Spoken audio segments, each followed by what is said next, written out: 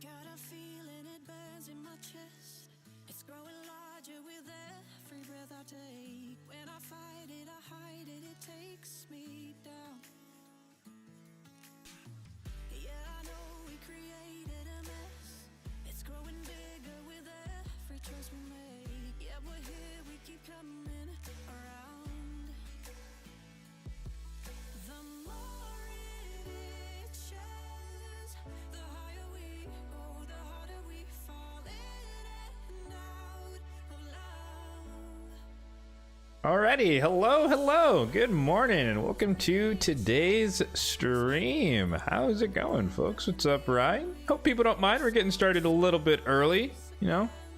It's not exactly 10 a.m., but close enough. I finished everything I needed to do to prepare, and I was like, meh, might as well. We start early, we get to end early, maybe. We'll see. But yeah, pretty simple day. Fusion is live, so that's fun. Lots of cool anniversary shard events going on this weekend, so that's exciting. Let me know if you got anything good from your summons over the weekend. I still have to do mine mañana, so stay tuned for that one, I guess. We'll see what happens. Very, very keen to see what happens tomorrow. But yeah, straightforward agendas there in the chat, and basically we're going to do a little bit of PV stuff today. So, got my Cursed City keys saved up, gonna got my Grim Forest keys, or energy saved up as well. And then we'll just, you know, yap about stuff as usual. So, pretty short day. Oh, live arena, of course. Yeah, we're gonna do some live arena, since there's not much else to do at the moment. Are we near the end of the season? I don't actually know. We are. Nice. I crushed it. 243 points in the season. But yeah, I don't know. We'll probably do like 10, 15 fights. Hopefully we can get a chest for the month and go from there. But yeah, pretty straightforward day. I think we'll start off with the Cursed City because this is pretty auto at this point. And we'll work our way through. I hate stages like this, they just take forever.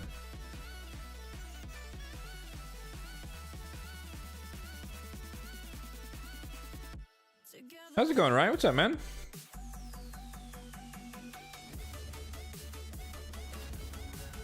How's life in the Scapes?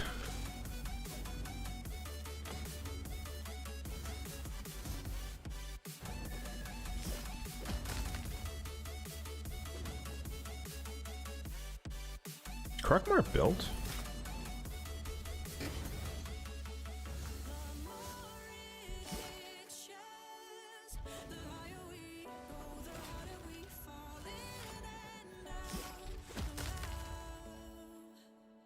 Why is he not? Or maybe he weak hit.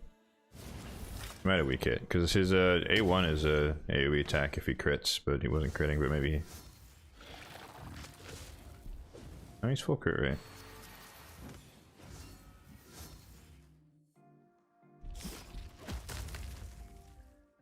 I guess he weak hit. Actually, let me double check. Let me double check Timot's gear actually. Okay, yeah, he's fully geared. Where are you at, Timot?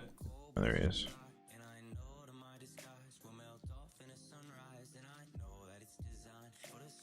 So I feel like I got like supersonic gloves recently.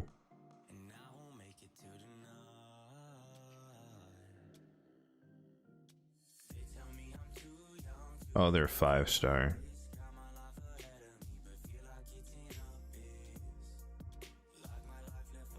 Yeah, never mind. Okay, that would be a downgrade.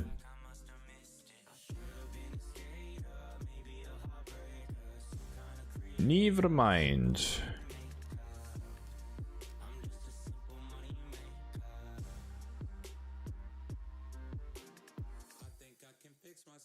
What's up, Joy Boy? How's it going? Or Joe Boy?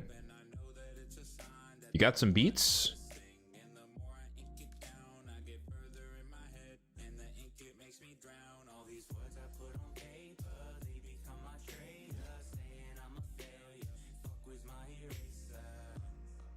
And an ad.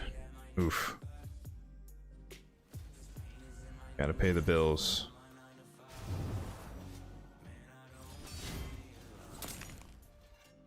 Oh, that buff to what's his face? There's a man Roxanne doing work there, eh? I guess the condition is like you put buffs on your team, then he just gets those buffs automatically. I think that's what it was. I don't remember if that buff or his passive comes with turn meter or not. Oh god, they're gonna get their things up. No, Timid. Oh, he doesn't have it. Inefficiency. Come on, Timid, I believe. Slap it off. Yes! Beast.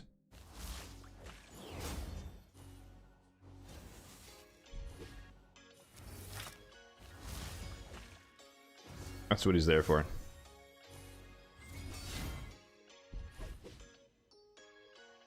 You made this account when you were 16, thought you were going to be a producer. Hey man, no shame. No shame, okay. At one point you had beats. I respect it. I wish I had the talent to make beats.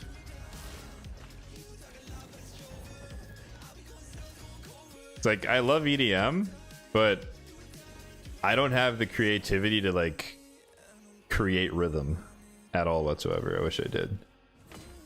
I'm not musically inclined at all whatsoever. What's up, Tyrone?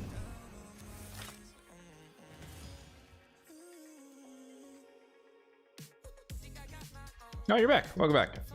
Yeah, I think I saw like a notification for the most recent RS stream, and they were talking about, yeah, the overhauling of combat. I don't know what that means, though.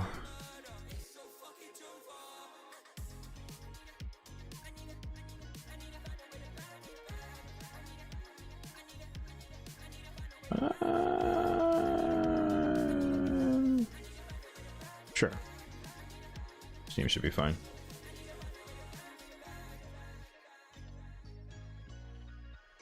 Like, did they did they get rid of necromancy?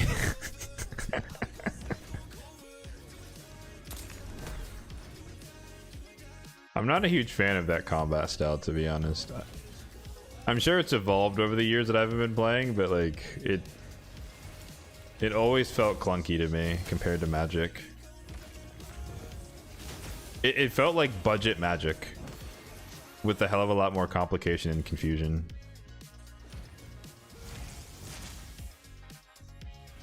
Holy block damage. Alright, well, we're just... Oh! Clutch.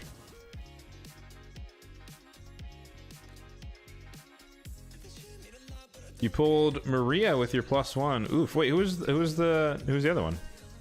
Was the other one better? This is such a weird draft today. Okay, well, I guess poisons. Sure. It's been nerfed in its point. Was it overpowered? Oh, good night.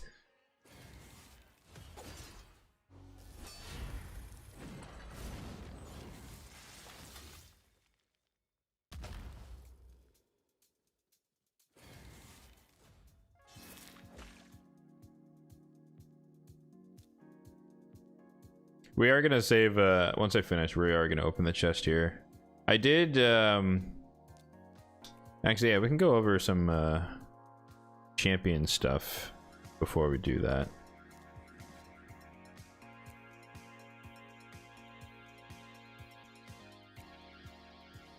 Went through all styles and made them more synergistic.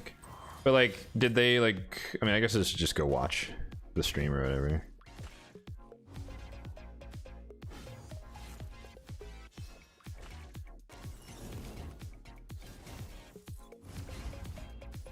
Because like to me, removing the clutter sounds good, but also like I feel like, you know, the sweats they liked the clutter because that was more complicated, you know, skill based whatevers. So I'm curious how the sweats feel about it compared to, like, I'm sure I would be happy as a normie.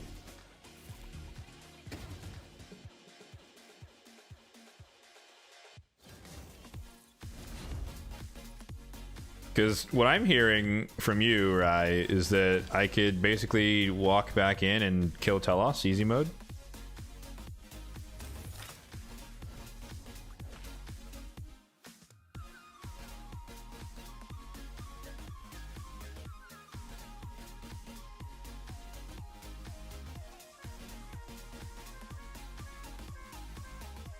What's up, Zara? How's it going? Got a +3 Geo. Nice. I probably could. No, dude, no way, dude. I Telos is like the most enraging boss.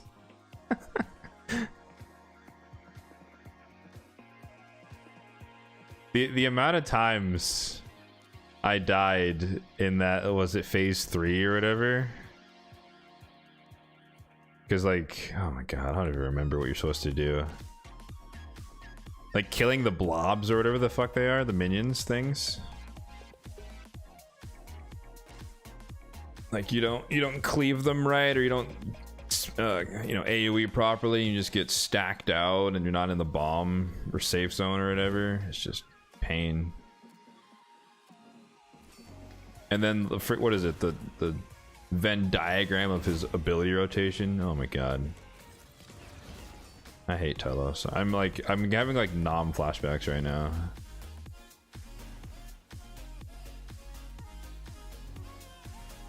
Are my pulls for the path? Have not pulled yet. I'll pull tomorrow. Pull tomorrow. I have no reason to pull early.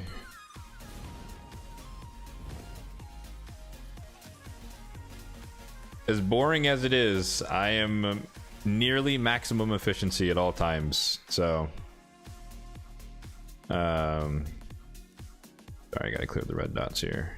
Nope, nothing there. Yeah, like I haven't done anything yet. I'm maximizing the amount of Dungeon Divers credit, which in this case is just going to be campaign, like just spamming the campaign. But whatever I get, I already passed the threshold for bringing it down to 7 sacreds in order to get the 2 rares, so that's still going to be my target. Because I have a day and a half. I don't think I can get another 4,500 to get it down to 6 sacreds equivalent, but I want to see if I can, and then I just pull 6 sacreds. 6 sacreds / whatever it takes me to proc the pogo. So we'll see.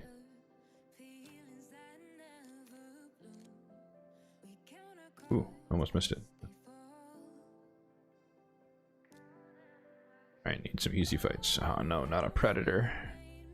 Not a predator, bruh. Not a predator.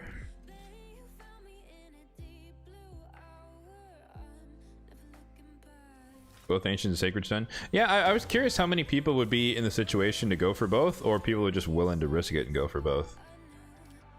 Like, the YOLO style is not, you know, it's not for me, so I didn't.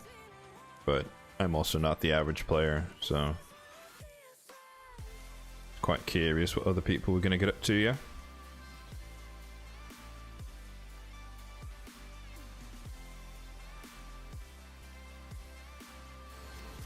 Head in hands. Yeah, right, that's exactly how I felt every time I would get stacked out during Telos, or I freaking die in like P4 or whatever, or just right before you finish him. Like, you don't do enough damage, you get stunned by the minions in P4, and then you don't do enough damage, and then the bomb blows up and you die. Trauma. Drama. Oy. These are not fun memories.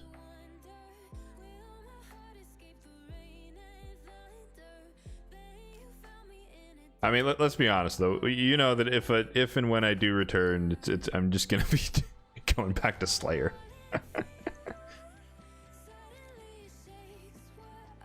Who's kidding who? Wow, this really is a shit rotation. Like, we're getting through on auto, but like, man, these are like the everything is like non-nukers, so we're just gonna take our time, I guess. I'm not even gonna control it. We just have CC up the wazoo, I guess.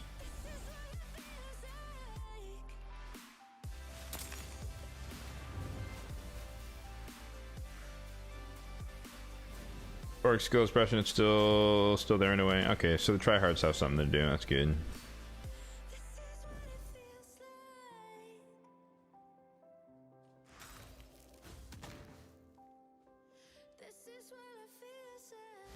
That's good. No, I like, for me personally, I'm glad to hear that there's a little bit of closure. We're talking about RuneScape RS3. Why is the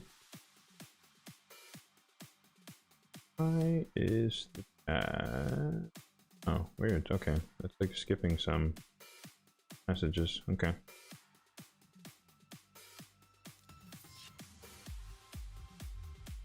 So strange sometimes. Sometimes, like, because so you guys can see the screen on the chat, or the screen on the chat, the chat on the screen, but I have like a separate window for me to read the messages, and sometimes it pops up on one, not the other, and vice versa. Very confusing. I don't really know why. But anyways, 170 ancients and 11 sacreds. That's a lot, man. But if you're going for the relic materials, it makes sense. Hopefully, I don't know if you got anything from the relic materials. But still, like, just the prospect of getting 4 legendaries in one weekend, you know, air quotes guaranteed, is really appealing, to say the least.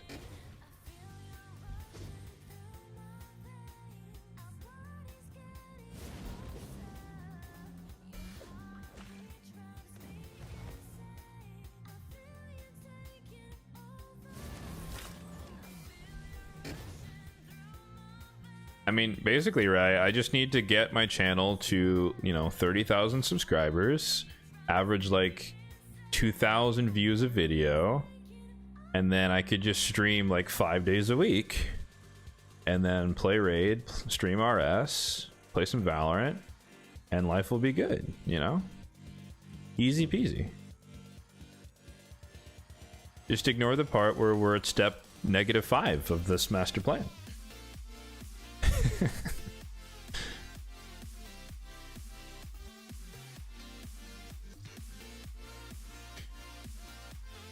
Potato. Did I get anything? I have not gotten anything. I haven't pulled yet. Aspect of Seer off the rip. I'm starting to get a lot more aspects that I don't really need. I find the Aspect of Seeroth is like, it's useful in like 1% of situations. In most cases, like, you just like die.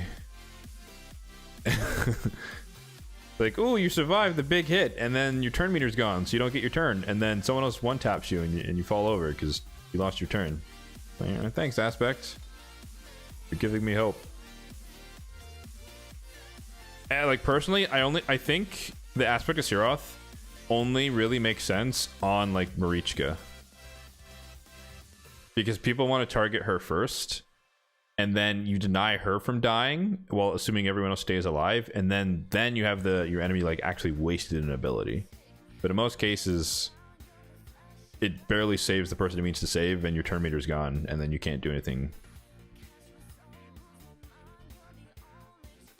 Variety streamer. Well, we'll see. Right, I was going to talk about champion stuff. So I messed up.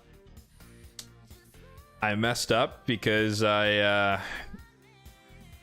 pulled my soul stones and I lost the audio in the recording, so I didn't actually release the video. I have I guess I have the film, but regardless. But I did manage to pull a 3-star soul for Carnage. So this is not from the Curse City chest, which is unfortunate because the Curse City chests have to go in order.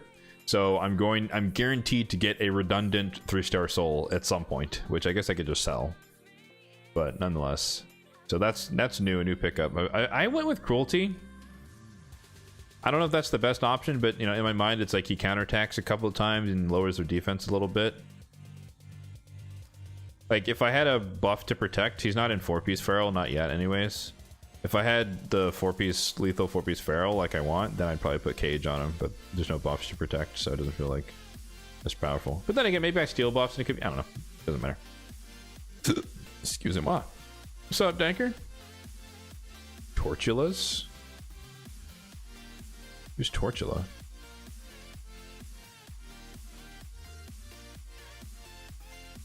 Is that a typo?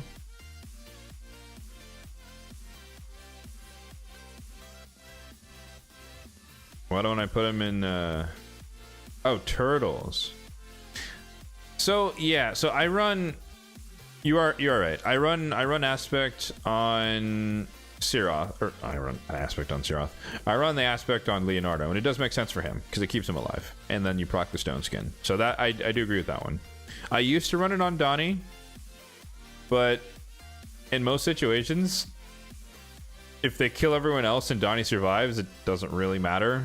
So I dropped it on him. Like it would proc, but it wouldn't be helpful. It's just like, cool, Donnie survives for another turn, and it's like, all right, well, everyone else is dead, so didn't do all that much. But no, Swift parries against the rules. Swift parries against the rules. My personal rules, not allowed.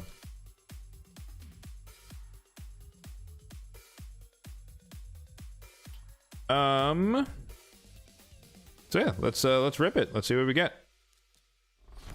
I guarantee we're gonna get the soul this time. I knew it. I knew it. Like I knew it because I was like, as soon as I pulled it, I didn't say it in the video or the recording, but it's like, now that I've pulled the soul, I'm finally gonna get the first one from the chest, and it's not gonna do anything for me. So, I knew it. I know how RNGesus works, bruh. I know how he works, but I'll take the Chaos Ore. The chicken's useless. So, I mean, yeah, you can only get Carnage once, so that's literally a completely useless soul. So we just sell that one. 320 coins. It's literally, I haven't been tracking it, but I think this is like the 16th, 17th chest I've gotten. And I finally got, like, I literally, like, the first chest that I got the Avatar. The second one, I got the frame. And then 15 chests of nothing. And then we finally just got the 3-star. Like, it's been like 10 months, or maybe even a year since I got the Avatar frame, which is just nuts. So, all right, it's step 1 of, or step 3 of 6. So we're making our way there.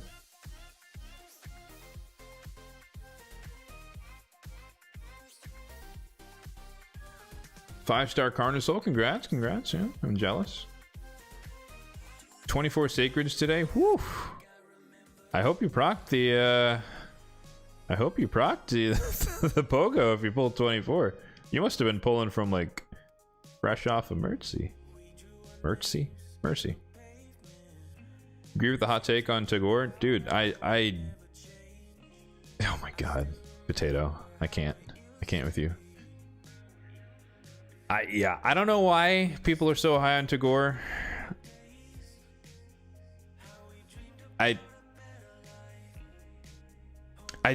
Maybe I'm biased. I'm not saying he's bad. I don't like revives that can be wasted. So like Ursula the Mourner, I don't like her. I don't like Tagore. I don't like Mighty Uko.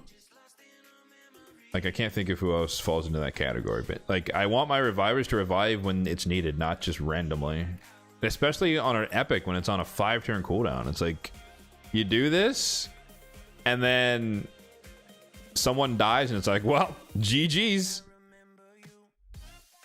Not gonna get that back. Arbiter?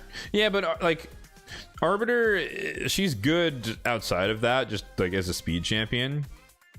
So like I'm fine with that. Like that's not her main thing, I guess is more my argument there. Where it's like Tagore's purpose on the team is to be the healer reviver. Arbiter's purpose on the team is to make you go first, right? The revive is a bonus. That's how I kind of compartmentalize that.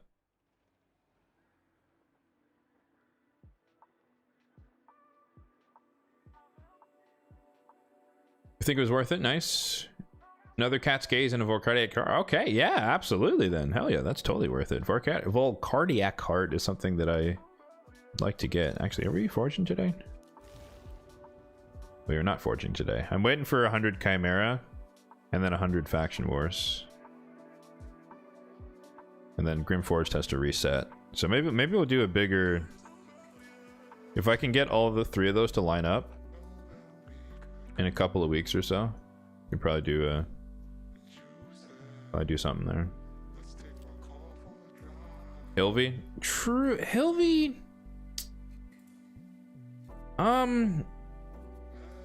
Hilvy's kind of in the middle for me.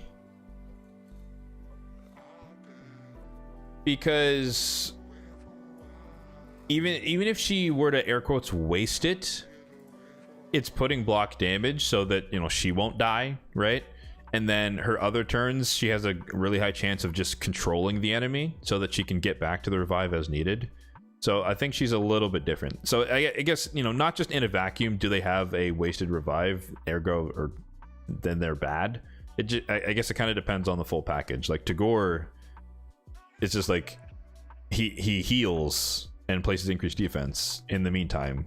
So he might heal himself, he might not, and then your entire team is dead.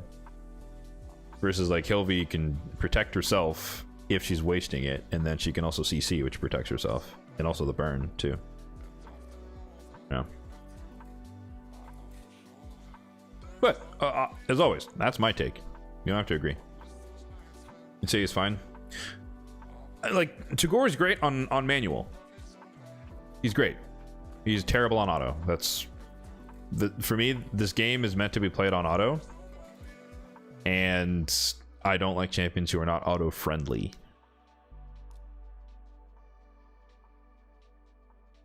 But I do use Tagore in my Faction Wars team. But I do the stages where I'm trying to progress. I do it on manual and just use the revive as needed. So I use them properly, air quotes.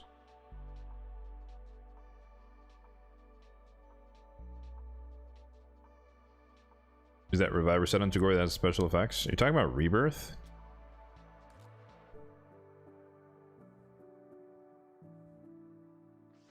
This guy? Yeah, no, yeah, I'll put this on him.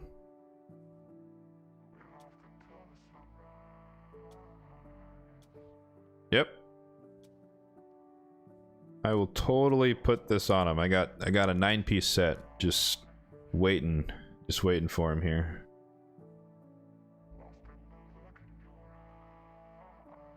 Oh, you need 6 pieces to get that. Yeah, I don't do enough live arena. Or yeah, no, or live arena seasons, I guess. Yeah, I don't do that. Well, that's both. I don't do enough live arena to make that happen. Rebirth kind of just like didn't make a splash on the meta. It's kind of disappointing, actually. No one runs it. It's a real shame. But to your point, maybe it could be more of a PvE set that people don't just really talk about. That's a good thought. Sorry, I'm missing some messages here. Refresh accessories. But that's like 5%. It's unlikely to save you in a pinch. I'm pulling tomorrow. Tomorrow is when I'm pulling. I mentioned it earlier, but a short version. I'm trying to maximize the dungeon divers aspect before pulling. So ideally, I get this down to like 6 sacreds worth to get to the 2 rares. That's all I really need. I'm not going for the relic fragments. I don't really care. I'm heavily biased against relics, not because they're not good, but just because the odds are so much against you and they're really expensive in terms of resources. So it just doesn't feel worth it to, like, you know, I spend 5 extra sacreds and then I get an epic relic and cry, you know. It's like, it just feels bad. If it was a more higher chance of success, I'd be a little bit more inclined, or if they were cheaper to get.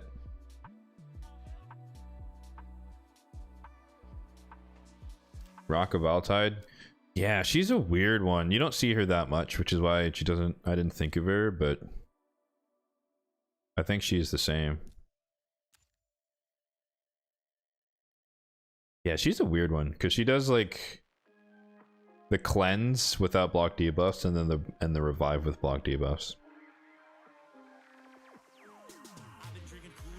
The thing is, though, because she's like so overpowered for the Orcs faction wars, like I can't shit on Raka because I want her, because I feel like it's impossible to beat stage 14 without block debuffs, and there's literally no block debuffs aside from her and Warlord,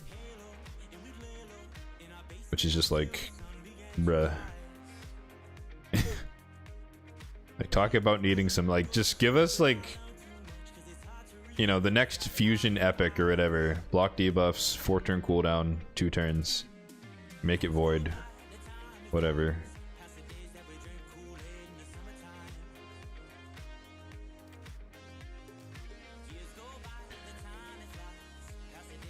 Solus got a buff. He did. Have you guys seen the Titus Solus one-shot stuff on YouTube's? Kind of crazy. It seems silly, but it's fair game, I guess.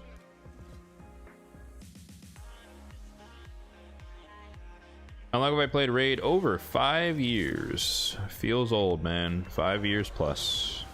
Started in 2020.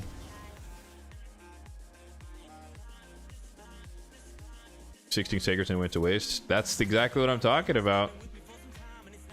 Like, my strategy when it comes to the game, it's like it's pessimistic, in fairness, and I'd probably get more stuff than I think I would, but nonetheless, like I look at things through the lens of, am I okay with the worst possible outcome, and then I'd make my decisions based on that.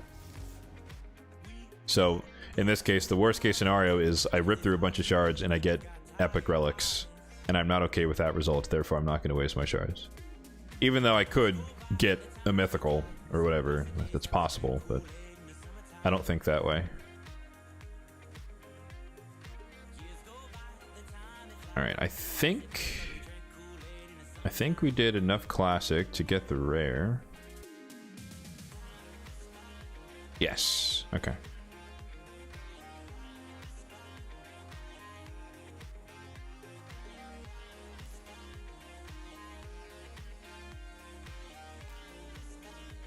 Need to gamble a little, but if I had that mentality, I would not have the resources that I have. I do gamble sometimes, but it's just, it has to be a little bit more strategic. This one, I'm not opposed to spending shards for getting relic materials, but not in this way. The problem here is that I need to do the fusion, and then I'd have to go way above and beyond to get anything out here, and I don't like that. Versus if this was just a random weekend with some good champions up for grabs, and I could just focus on getting the mats and not even doing this whole middle bit, then I'd probably go for, you know, a cat's case or something. It's the combination of the two where I don't like going above and beyond.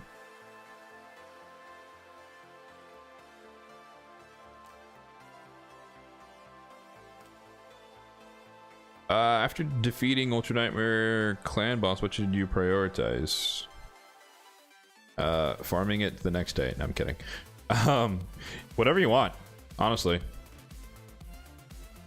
Like, I'd work on I mean, whatever. Like, the early game, it's a sandbox, really.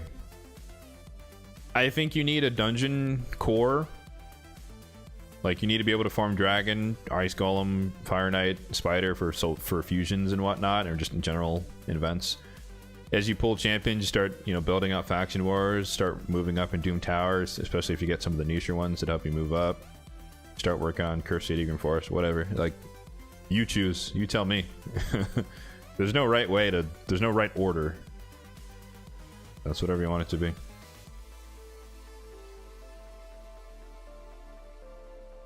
I forgot the Maxwell going for a champion or a soul. Yeah, that's you know, that's why, like, I like the ones like Titan events, you know, where you get a relic from the Titan event. It's like, okay, well, I was already going for the soul and then I get a relic along the way. That's better. That feels better versus just like rip sacreds and hope. But also that's a guaranteed thing because you know what the relic is. So maybe that's not exactly equivalent.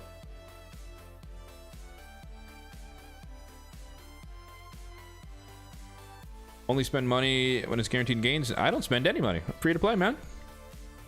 It's not about spending money. It's just about when I use my resources. But I'm stingy, frugal, whatever term you want to use. Absolutely.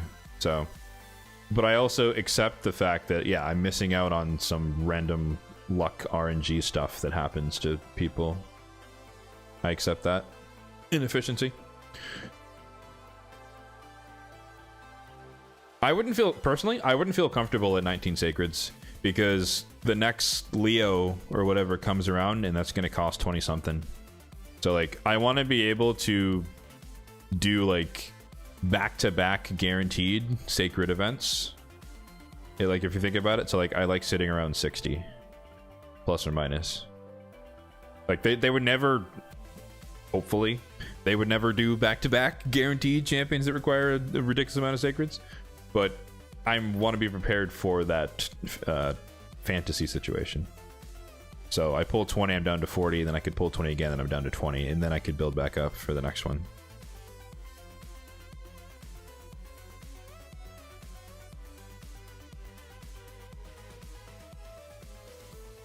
But, you know, again, my strategy.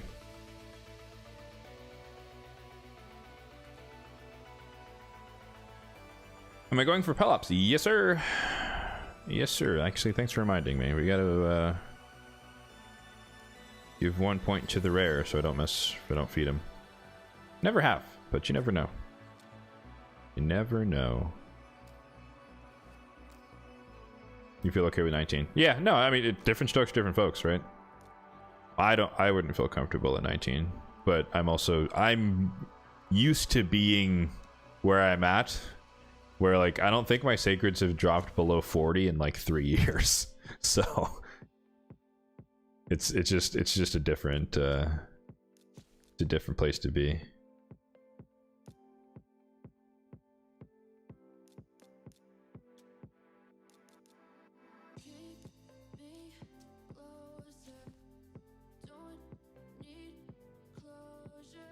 Seven sacreds. When you pull a zero, you feel naked. I agree. That's why I never want to be in that situation. I never want to have 0 shards of any type. Like the primals are like the one I'd be like the most willing to go closer to 0. But like void, sacred, ancients, I never want to be at 0. Just because the flexibility is so key. Like I talked about it in my video about the hero's path, and I'm not doing the option. But like this to me was a really great time to do just rip through ancients. Like 100 and like you can do the fusion for like 120 ancients, and I'm like, oh dude, what a steal, you know? And then Procapogo, like ridiculously good value. And it's like, I like, but you know, if you're sitting at 60 ancients, you can't do that, right? So I love flexibility. They do have very little value in a vacuum, absolutely. When are we announcing the winner of the takeover? It's always the third Saturday of the month, so it'll be on the 21st, 2 weeks away. Since I have the receipts here behind the scenes, we only have 5 entrants at the moment, so if you want a 20% chance, or I guess if you want to lower the odds for the 20% chance of the winners, put your vote in. Last time we had like 23 signups, so it's only at 5. So if you do want to sign up, the odds are very good that you will win. So shameless plug.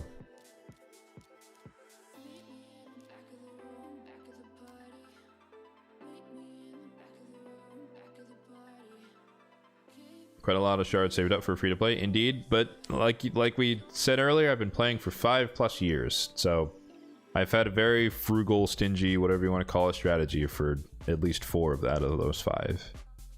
So this is not overnight. This is many months of farming.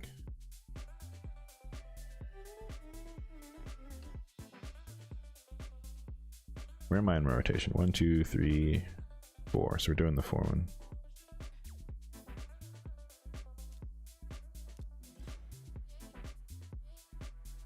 True free to play or cheater? Oh my god, he's not a cheater, but I understand the sentiment.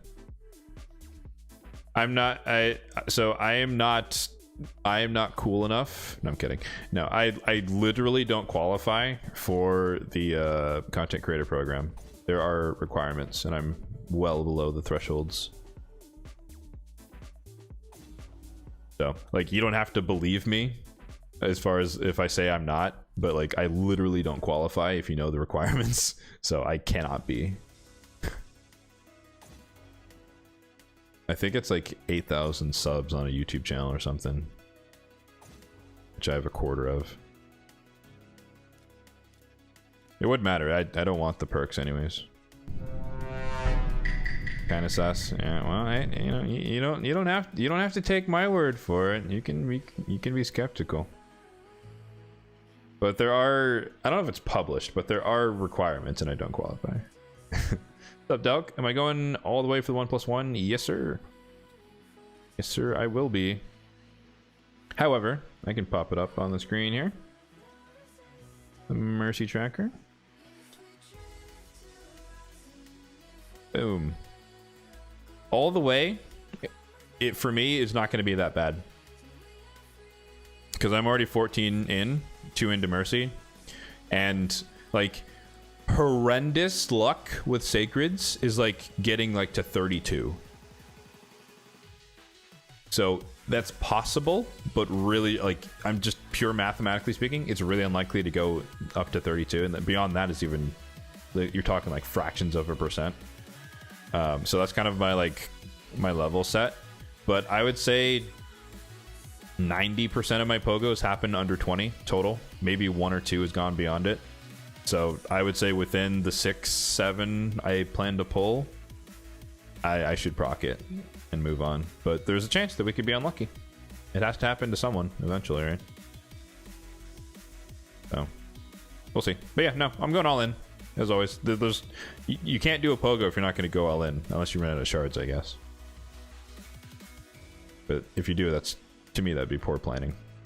So, no shade. All right, we did the Curse City. Oh, I was going to talk about, yes, other champions. So, just at the very last second, as the event dungeon ended, I got these boots, which are not great, but like, they're okay. Actually, I should clip these. They're okay. It's a single roll, but they're speed boots with res. So I'm just barely managed to get my Adani now into Chronophage. So we got Chronophage, Untouchable, lightning cage with the custodian on him. So I didn't think he was in Supersonic before, 4-piece, and I was just like, meh. I'm not like hard attached to that set 4-piece. So I was aiming or angling to get Mercurial instead, and his resistance went up, I think, overall. I think he used to be like 792, now we're at 815. I think I lost some speed though. But hey, 800 res. First champion on my account above 800 res. And again, these aren't like amazing pieces. Like this is 5-star. This is 5-star. This is like, you know, if this was 6-star double triple roll, I'd have like 30 extra res. This one's okay. I still have a Supersonic banner on because I don't really have anything better. Actually, I don't know if there would be anything better, because that also gives me resistance. He is 5-star, correct. Yeah. But that was for free with the Titan event.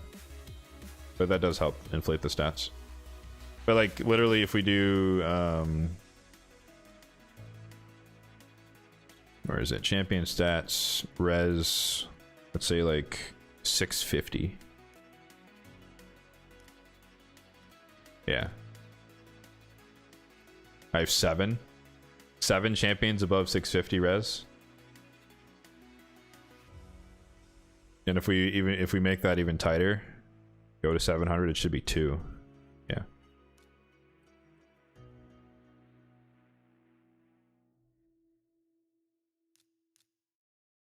So it's 800 here, 815, and then this is 690. Or no, I forgot. Yeah, the relic changed. 712.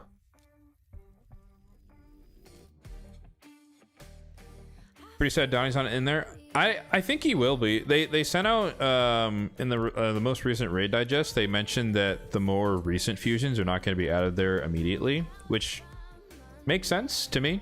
That they don't want you to like skip a fusion and then get it like the next time. So like Cassandra's not in here either, right?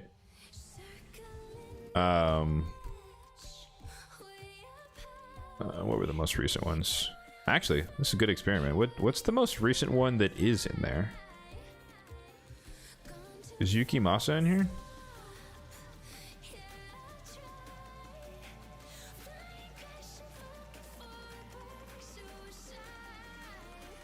He wouldn't be tier 1. No, he is tier 1. What? All right, we got to talk to Plarium, bro. Yuki Masa is not tier 1. Who made these rankings? That's crazy. Although Donnie came out before him, didn't he? Yeah. Well, maybe, I guess, yeah, IPs don't come back. Yeah, that's what it is. Unfortunate. Bambus in tier 1 is a great value. After the buff? Yeah, I'd agree. Or wait, tier 1 or tier 3? I think you mean tier 3. There's Bambus. Yeah, down here.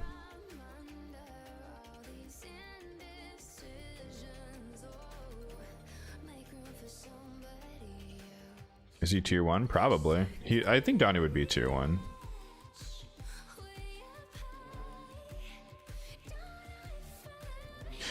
The thing is though, the Teenage Mutant Ninja Turtle was such I can't speak today. It was such a success that I anticipate, kind of like Ninja, they're definitely gonna bring that one back. Because I think whatever company owns them, who is it? Oh, Viacom. Yeah, I think that like Monster Hunter will probably never ever see those guys again because that's like Capcom or whatever. I don't even know if do I have one of the Monster Hunters? I guess I do. Where's like Rathalos? Is it Capcom? What? Why doesn't he have the thing?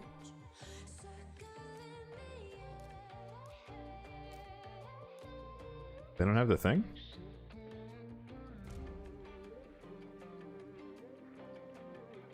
Where's an ogre?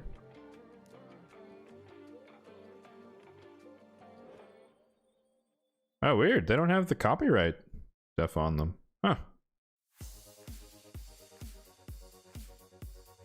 Interesting.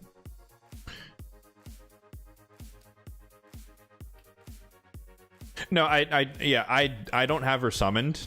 That's why she's not gonna be in the vault. She's in she's over here somewhere. Yeah, she's over here.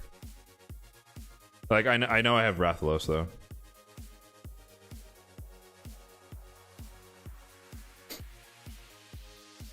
That's weird. Yeah, I thought they went through and added the little copyright tag for everyone, because if we go to like Xena, even Warrior Princess has it, right? Yeah.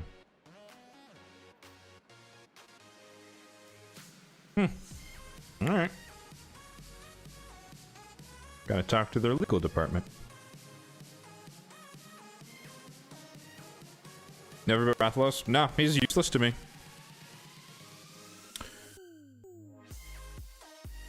Useless to me, unfortunately. Like there is a nuance to being a veteran in the game where like a Rathalos comes in and he's disgusting for new players, but this is like cool. Anywhere I could even imagine using Rathalos, I would use Ninja and Mikage and quintuple the damage.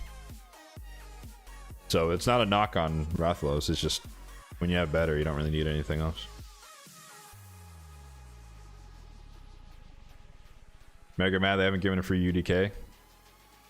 As a person with a hell of a lot of bias, I don't want them to bring UDK back because UDK is annoying as hell. But I understand where you're coming from, because people also want to be dicks with their UDKs. So, oof, I waited too long. It's warm chocolate. Oh man.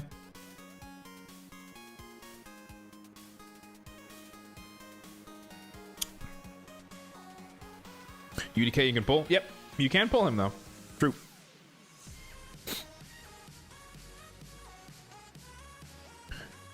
Yeah, I guess if anyone was curious what, you know, practically doing every fusion looks like.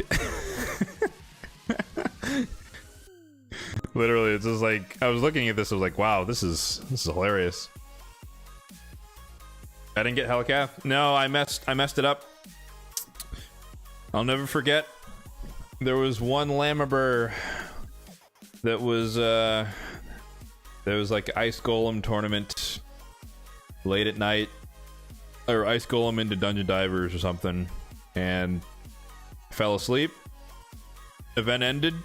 I missed the rare. GG's. Never pulled him since. Which is, I always find it funny because there's a lot of people in my comments that will talk about like, I don't go for fusions because I always pull them. And literally, every single fusion that I've missed, for whatever reason, I've never pulled. So I talked Helicath, I missed him, don't have him. Operating Grandfather, that was during I took like a 3-month hiatus back in 21, I think, or 22. So I don't have him, never pulled him. Nari the Lucky was the same time period, and Karato, same period. So those 3 months, missed all 3, never pulled them.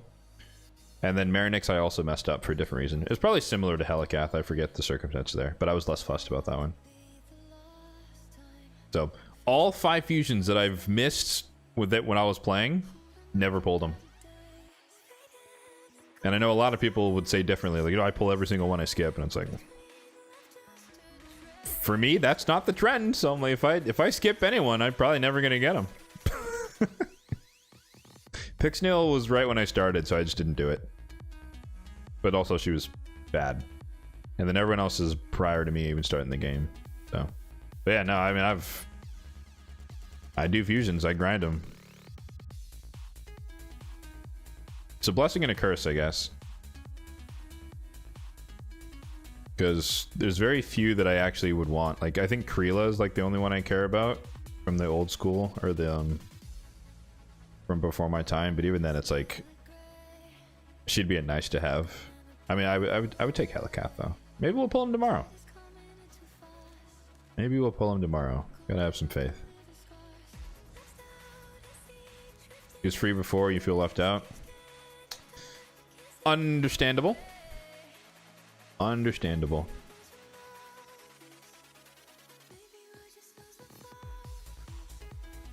The rule is you only pull fusion you've done. That's apparently that is my rule. Agreed. Yeah,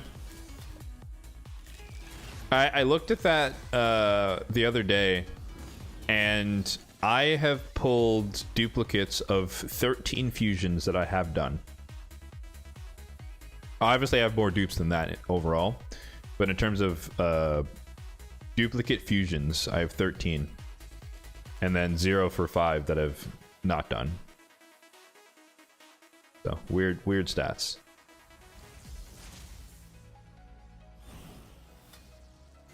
Didn't go for granite and you pulled him in the next event.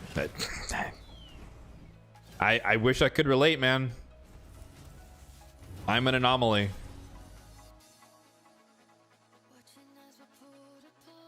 I am an anomaly.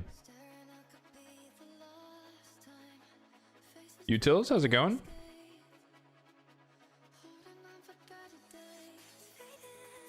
Actually, it's been a bit since the title is suggestive. I'll make sure to keep posting it. But if you do want to sign up for a chance to win the next takeover, there's the link. And then if we copy paste into the YouTube stream, don't worry, got you covered. There you go. Fill out the form, sign up if you wish, and hopefully you win for March. Oof. Oh, we're near Plat again. That's why I was like, man, these teams are crazy.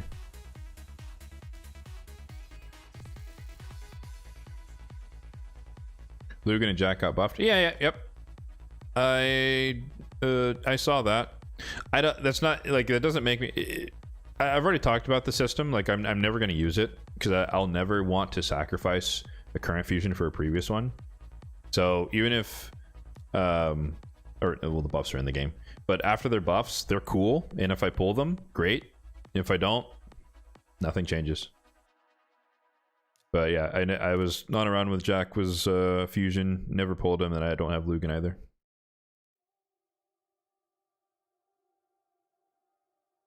Pulled Granite 1 month after the fusion from a free prism. Oh yeah, well that's another way to get it.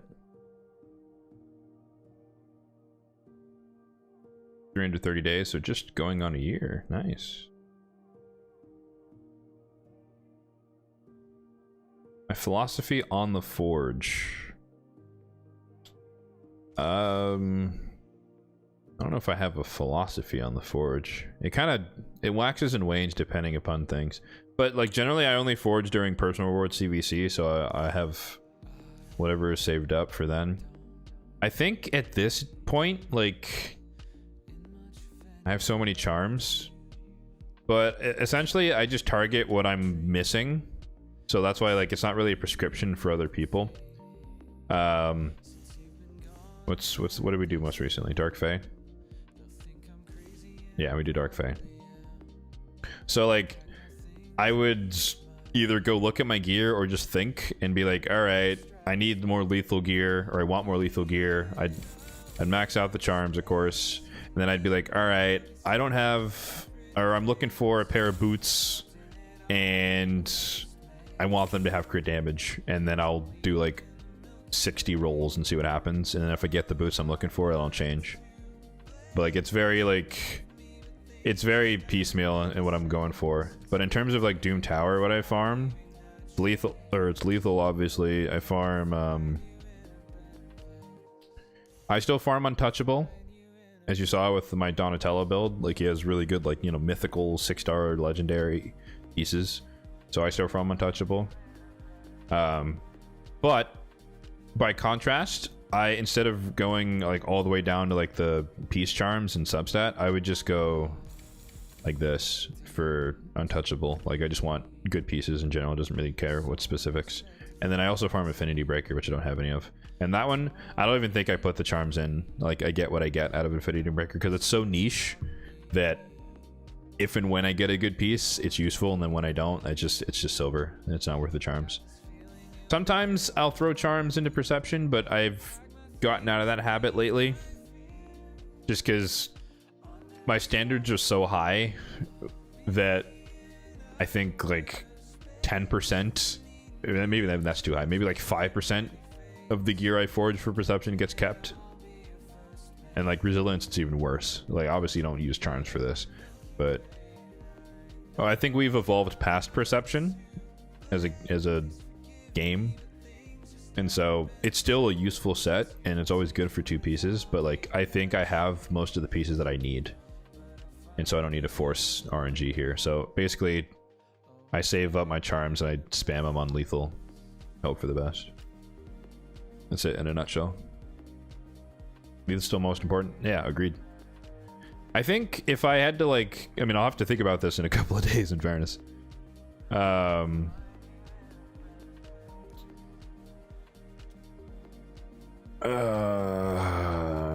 to think lethal. Well, no, I'd probably go for gloves. Oh god, there's so many icons. I think I'd go for gloves. Like I have these which are okay, but they're slow. These are fine because there's hella crit rate and they're on Harima. This one I'm saving. Oh, I'm blocking it. I'm blocking it. Hold up. There we go. Sorry, these are the gloves. These are okay. These are Harimas. These are decent. I'm thinking about putting this on Arnorn, but the problem is his Savage boots are like attack percentage with triple crit and Savage. And so I'd have to replace the boots with attack percentage in some other set, and I don't have the gear to do that. But there's a potential for this to be on Arnorn. And this one is like same thing. It's like it's the worst version of this, right? But what you're not seeing is like some crazy, you know, crit damage, triple speed with crit. It's like that doesn't exist. Like these are all my 6-star gloves, so we're unequipped. So I'd probably this round go for gloves, put crit rate, substat, or speed, and throw 100 shots at it, see what happens. Hope for 6-star.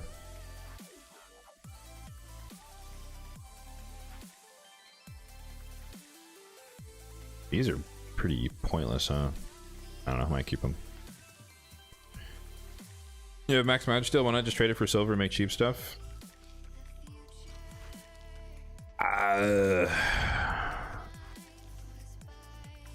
think I don't, because it just like wastes your epic materials. Not wastes, but like it uses them. But you're probably right mathematically that I will have enough epic afterward. But at the same time though, I have 400 million silver, so you know, I'm not really hurting. Do I still use 5-star low row pieces? I do. Top row, no. Bottom row, yes.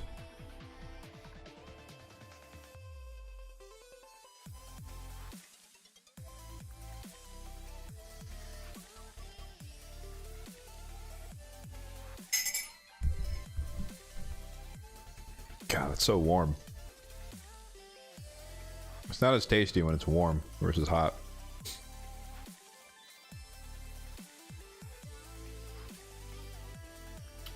Oh, actually, someone mentioned, what was it? Someone mentioned a prism shard, and that reminded me. For those who didn't see my post on the YouTubes, I opened my prism, and I got my 3rd legendary from a prism shard. So we got Venalicia. I was very, very surprised. I was expecting to get my standard epic and move on with my life, but RNGesus had different plans for me. So that's fun. Got the Dominatrix here. She's really nice. Yeah, I think so. Like, she was like one of the champions who came out, and I was like, oh, she's super Ugo. That's cool. Like, if I got her, I'd be happy to use her. never thinking that I would actually get her. But so I basically stole Ugo's gear, more or less.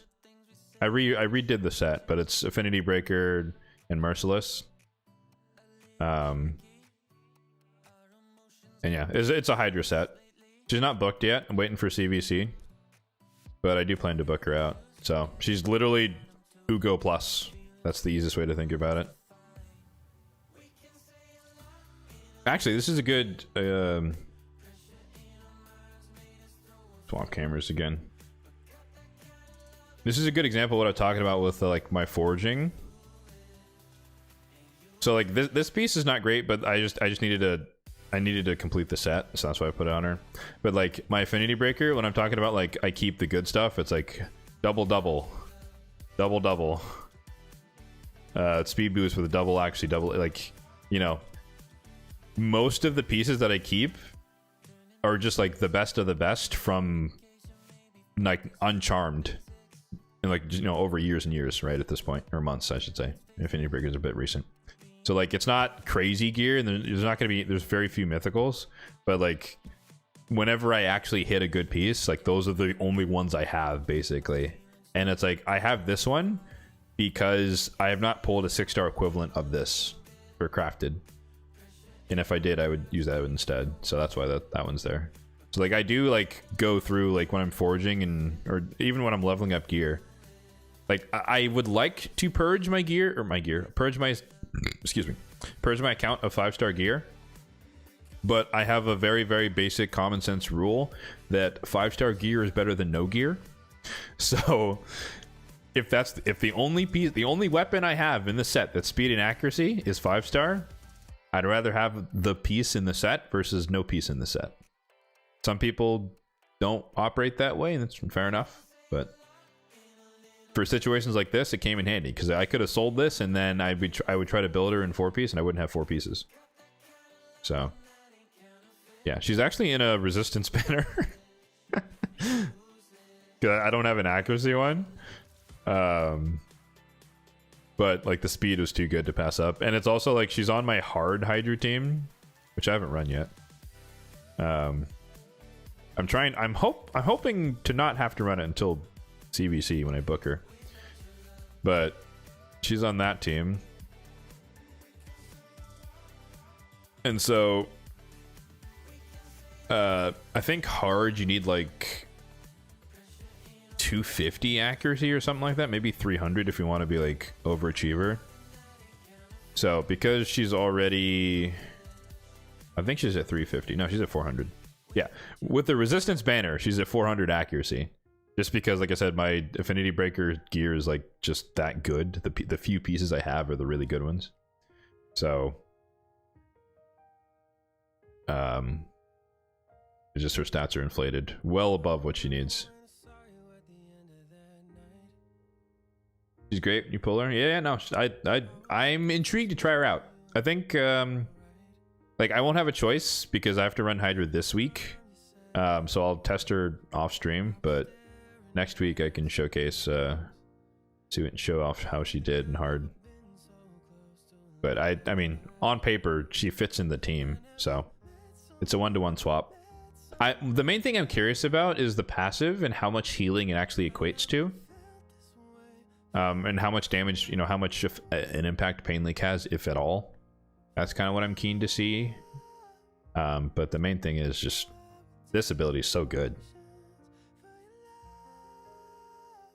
especially because of like this part right here. It's a buff strip before attacking, so you don't have to worry about the weak hits. But in the case that she does weak hit, that's why she's in Affinity Breaker, so that block buffs just has a little bit more reliability.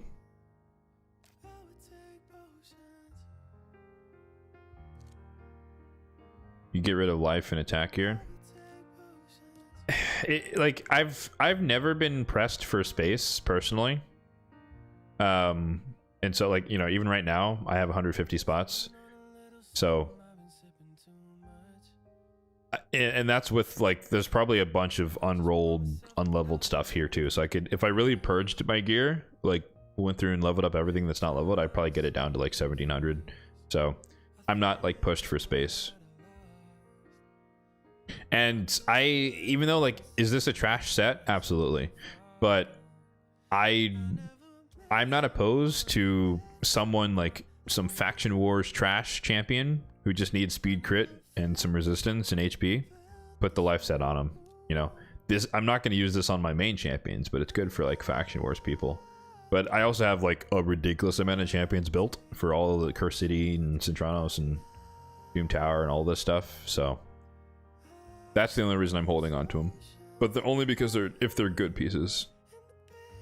Not like the basically like 5-star included. Like it's the 5-star legendaries at this point for me. They're not allowed to miss. And miss means like if this rolled attack one time, I would sell it. But it triple single, and this is a double. But then if I get a double speed accuracy at 6-star, I would sell this piece. So like I'd always trade up. This is a triple single.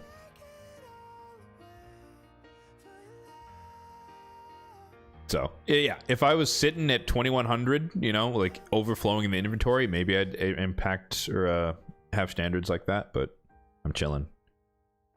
I don't have that much excess gear. Is the turret good enough for booking and using at Hydra? If you have no other options for Perfect Veil, worth is subjective, right? Depends who you have. And you also need to have 3 teams, and Veil is ridiculously rare for some reason. I don't know why it's so rare in the game. Like that's like to me, it's like the one thing they refuse to add more champions that have Perfect Veil AoE. Although, as I say that, doesn't this guy have it?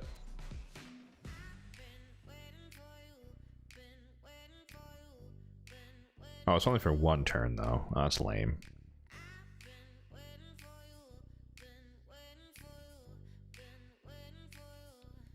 Oh my god, he's another champion who can waste his revive. Gross. I didn't realize that. That's so bad, especially for a 1-turn Veil. But I guess he's slightly...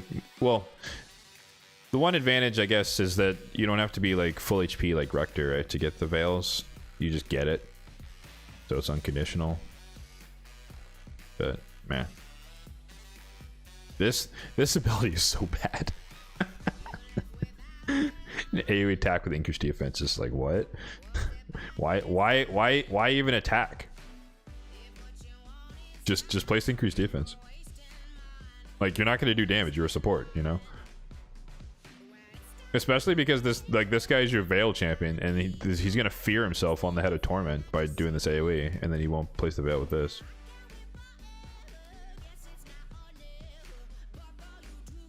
Nonetheless, though, because he is a reviver in the new faction, I do want him. Unless we pull her tomorrow.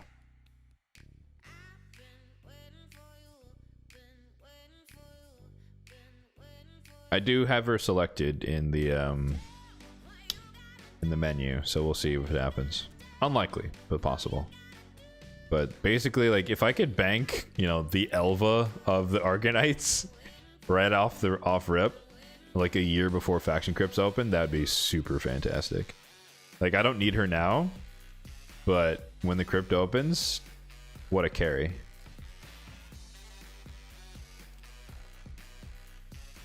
You only have Rector with a Veil? Yeah, no, Rector's good. Rector, literally, like, a lot of people, not a lot of people, people are less excited about Rector sometimes, but she's literally on, actually, I can't do that. She's literally on my Nightmare team.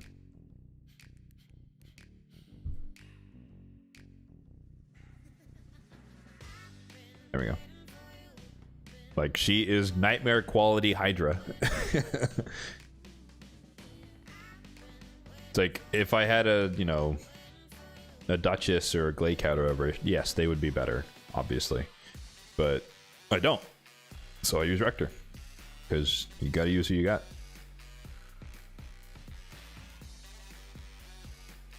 How many fusion remain? We looked at that earlier. Not many. It's, I'd say half of them Actually, wait, let me count. 1, 2, 3, 4, 5, 6, 7, 8, 9, 10, 11. Almost half. Yeah, almost half are ones that I missed. And then the other 6 were before I started playing.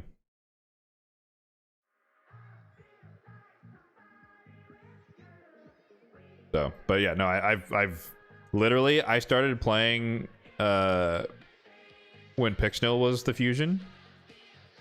Right after Elegaius, I think he was the Halloween for that year. It's like Christmas-ish. So I didn't do Pixnil because I was, you know, first month in or whatever. But every fusion since then I've done, aside from the 2 that I missed, which is Marinix, or messed up, not missed. Helicath and Marinix, and then the 3 during my break in 2022, which was Karato, Nari, and Operdin. But every single other fusion that I've had the chance to do, I have done. And I will say, like Marinix and Helicath, like I missed them by like 1 rare or whatever. But like, I actually did all the work. So practically speaking, like I have the fusions, I just don't have the champions, if that makes sense. Like I did all the events except for the ones that I missed, the last one that I messed up on each of them. So I physically participated in every single fusion that I was here for. I just didn't get the champion twice.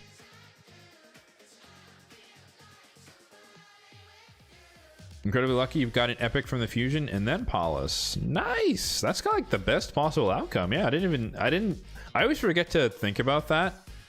Like that you can just pull the fusion epic. You know, like that would be ridiculous for skipping events. Like same thing when people are pulling voids, I was like, oh yeah, you could just get the rare. Although I think I only saw 1 creator actually get one of the rares, which is insane. Even though like so many people went through like 100 and something voids, so many void rares, and only 1 person, I think it was Drock, got 1 of the fusion rares, and I'm just like, that's insane. Like there's obviously a lot of void rares in the game, but I didn't think there was enough that you would just not see it in like 300 voids across multiple people. But yeah. Rector is a better champ than Tatura? Absolutely. Agreed. But at the same time, you need 3 Hydra teams. So it depends on you, the person. If you want to invest in Tatura, he can work. If you want to build 3 Rectors, you could also do that. I don't like building dupes unless they're really, really useful, personally. But, you know, again, that's not a prescription for what other people need to do. Oh, my goat. Love to see it. You should take CC words on how good champions were and they often being wrong. Yeah, I mean, that could probably apply to me as well, in fairness, as a fellow content creator. But I always encourage people to read the kit, look at your account, and see if it's useful. The longer you play, the more often that answer will be no. But I don't think that's a reason to skip fusions.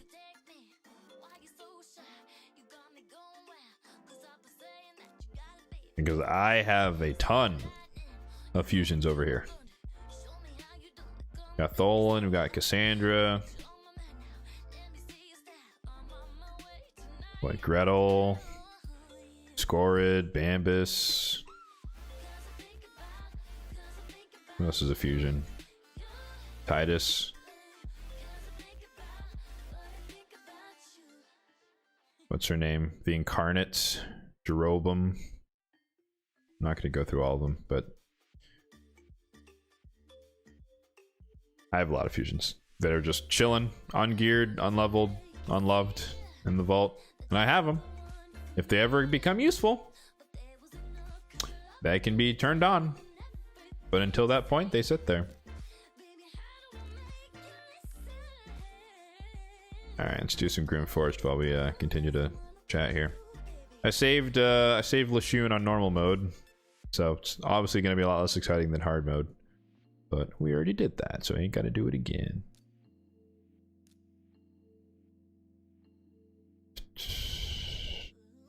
Interesting. Oh, we got ninja. This is easy. Okay. Yeah, we're chilling.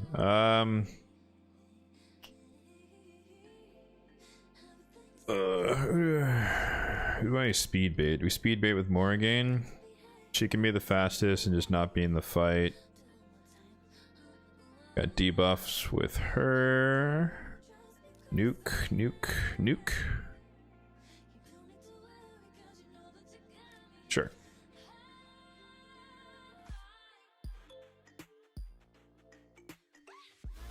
Really hate UDK, he's level 50. Oh yeah, no.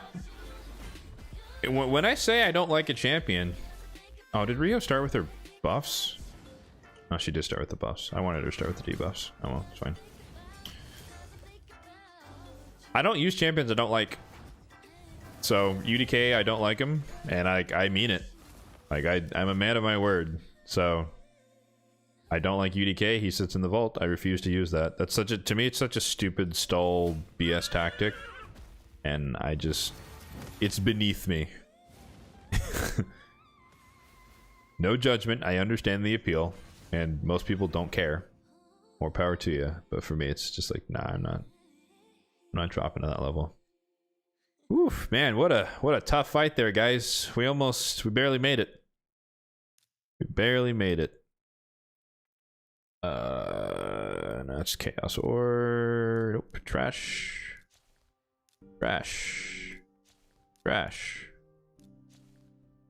Ooh, that could roll. If that rolls speed res, defense gloves could be useful. Speed accuracy res could be useful. Probably won't be. I'll double check that one. Undead Horde, not the faction I'm looking for. Don't care. That one is just a good ring. This is a good ring. Black seems to be meta. Do I see a problem with that? No?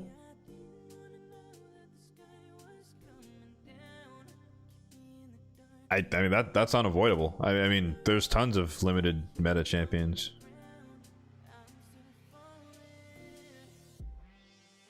Predator is gone, I think.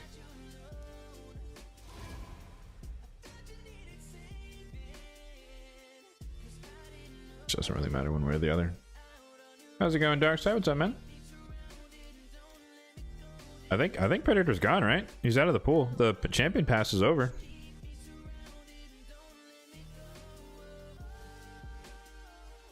Yeah, he can't be summoned. And like Predator's meta. Can't get him anymore. I mean, I don't know. It is what it is. Like there, after a certain point, you have to accept that the upper echelons of PvP are pay to play, and they will always be pay to play. Is it good? Debatable. Is it necessary? Well, the game has to make money somehow, right? No matter, you know. if your game is competitive at the upper echelons by free to play, then why spend any money? Like, you know, put your business hat on for a second. You know, it's just like a game with that model would die, because if the free to plays are on the same tier as the spenders, then what's the point of spending? So it is what it is.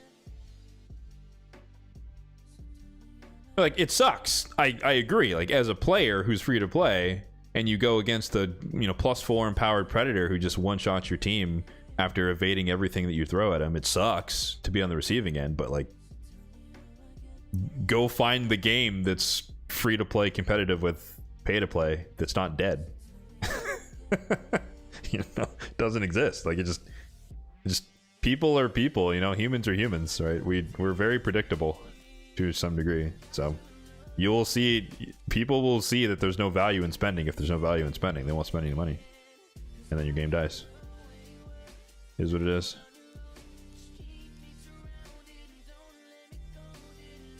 I am, though, I'm disappointed, if anything, that that if I mean, there's still time, but if the only chance to get Bayek was winning that tournament, then I will be very disappointed.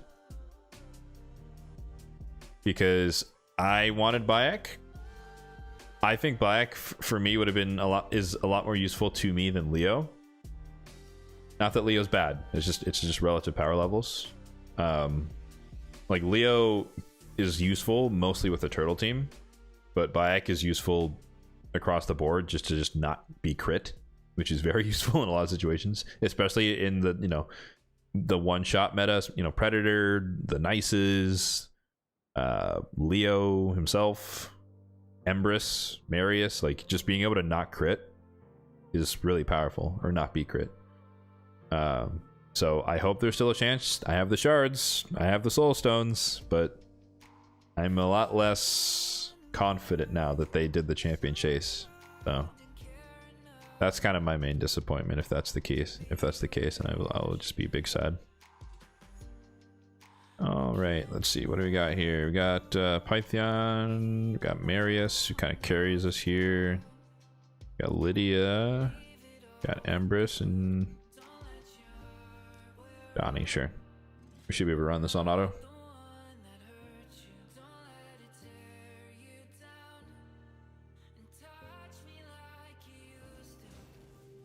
Two extensions coming up on the champion chase. It should be. I don't know if that's confirmed, but I think it should be. Unless someone released a video. I haven't watched any content today, but usually we won't know until like Wednesday or something. Oh, that's stun. Good relic. Or not relic. What are they called? Curios? Good Curios.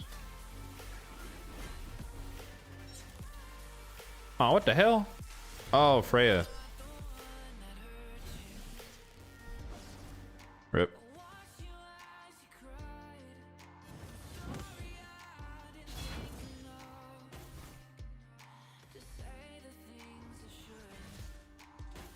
He was laughing to see a 90 that account with mythicals. The thing is, though, if you do see that person, you should be happy.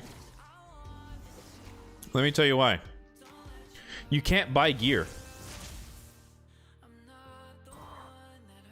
So if I see someone level 90, level 70 with a bunch of empowered mythicals, it's like, bet. Dude's gonna be 200 speed. You know? You can buy champions. You can't buy speed. Like, I'll pick my Arbiter, I'll go first. Run the Fabian, get rid of the stone skin, and it's like, what are you gonna do? You don't have any gear, bro. I know you don't have gear. Spend all your money on the champions.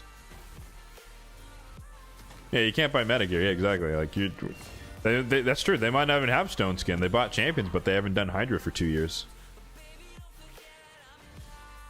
You can buy gear. Well, it's creating what's on energy. It's not the same. It's not the same. Like. And these people obviously don't think that way. Otherwise they'd be level 100.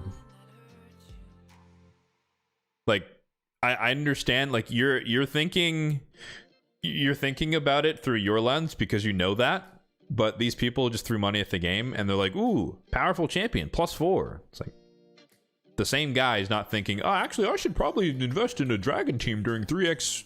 It's like, no. They're not doing that. But even then, like, sure, you would get a bunch of speed gear, maybe some savage. You're not getting stone skin. You got to farm Hydra. You got to win Clash. You got to play the game for months and years. Like, you can't buy it. How are you gonna buy Mercurial?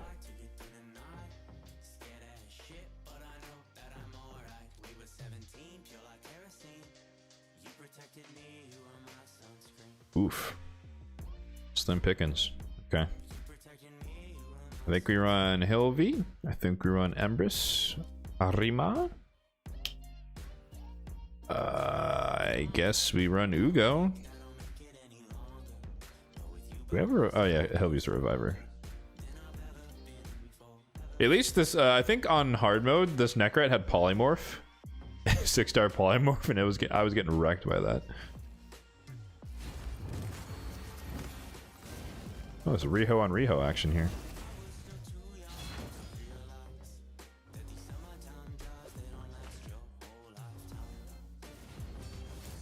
Bayek is the only exciting champion. I don't think he's the only exciting champion. I think Ezio is pretty dope in the right situations, and I didn't think he would be useful to me initially, but he's actually like one of my like arena flex champions. Like I have like my tier 1 arena champions, he's tier 2. Which is more than I thought it was going to be. I thought it was going to be like a when they do a Sacred Order dragon or something. Granted, full disclosure, that power level comes from the fact that they gave us the 5-star for free, so having 5-star lethal dose on a poison champion is just kind of crazy. Honestly though, I think Bayek is underrated. I think people, you know, test server footage came out. Oh, this is a bad rotation of abilities here. Theodosi's gonna cleanse that. See if he's gonna buff. Rip!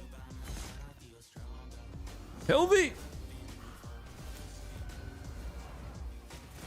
Wait, he just killed the reviver. Alright. Thanks, Volk. What's his name? Volkanen? Hilvy! Wake up!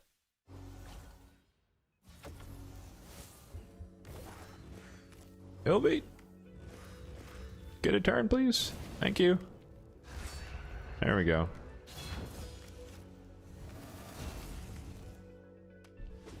Although Siffi's probably going to purge all these freezes.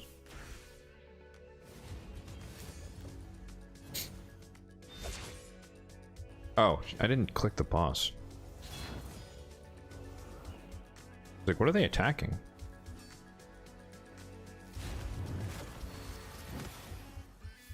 Wait, did Ember switch back? Wasn't he in form 2?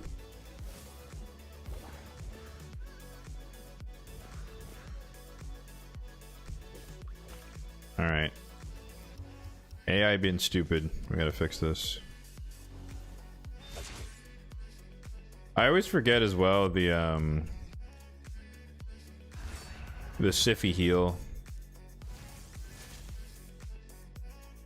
Like especially on a Necret where he's taking the extra turns all the time. Like he's healing like 80,000 every time. Just making the fight take longer. Anyways, oops. Sorry about that. Smacking the boom arm.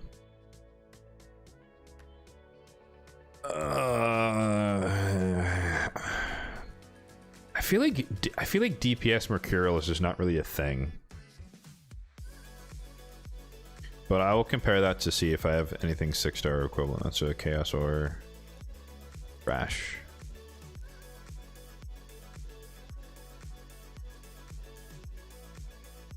We got our guys. It's always annoying. Okay. I think we run Makai, Gay Marius, LV Leo. Got no decreased defense. Oh, interesting. Okay, I thought they had the same aura.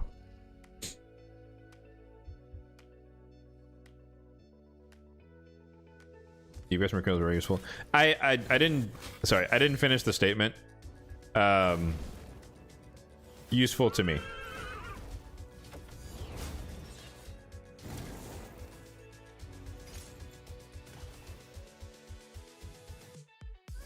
I think the 4-piece is really weak in most situations, especially on a DPS.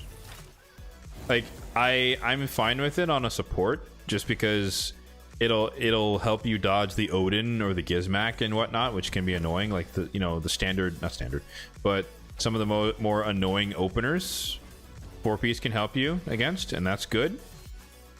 But on a nuker, it's like, in most cases, if you're not doing 9-piece, I just hit you a couple times and it's gone, then I just kill you because you're a nuker. So like that's more what I meant. It's not useless in a or not bad in a vacuum. But I think in most situations where you'd want to run 4-piece Mercurial on a nuker, you'd probably just run Stone Skin. Unless you don't have enough Stone Skin to go around, which is going to be true eventually. For everyone. Speaking of Odin, we manifested him into existence here. Ugh, no damage. Rip. Alright. Ninja Mikage, we're on anti-affinity here. I guess Drexstar? I don't know. Reviver. Speed. Do we need hit reduction here? No, not really.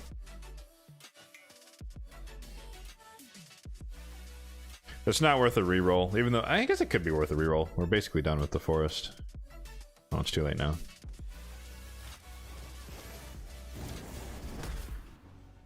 But yeah, I still do plan to run, or try to run, I should say, 4-piece Mercurial on my Ancora and on my Galathier.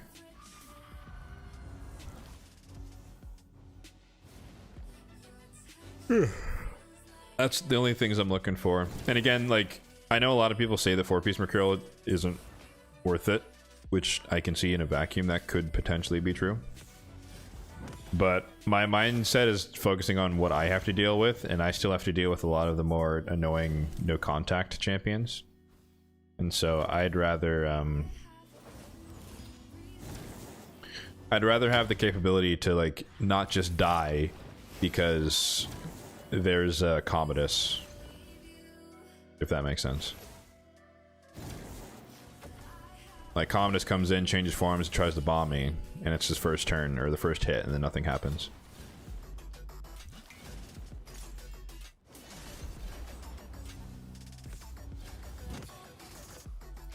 Not gonna help me against, what's his name? Fabian.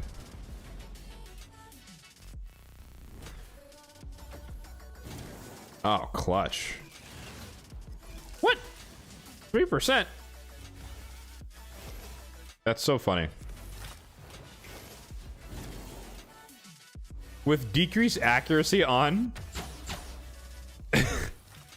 he lands one bomb and it's on the highest resistance person on the team. Insane. 3% go crazy.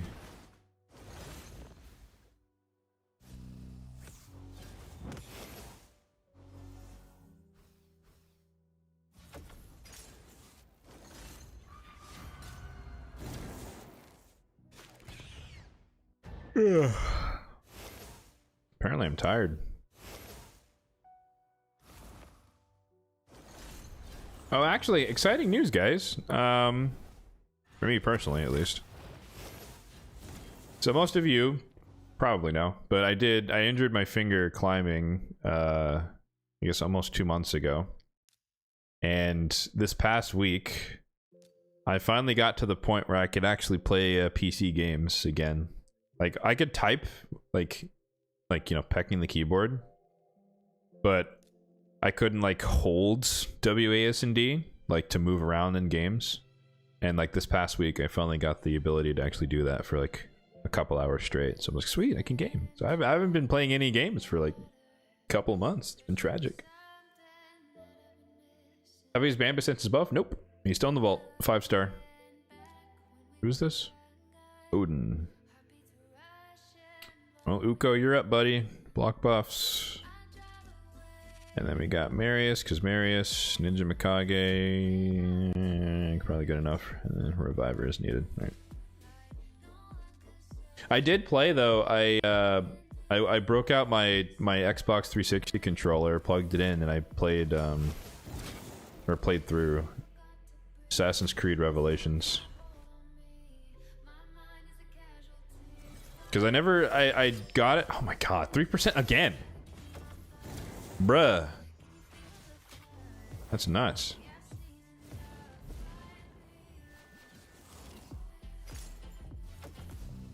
But yeah, I like forever. I looked it up. I think it was during college for me.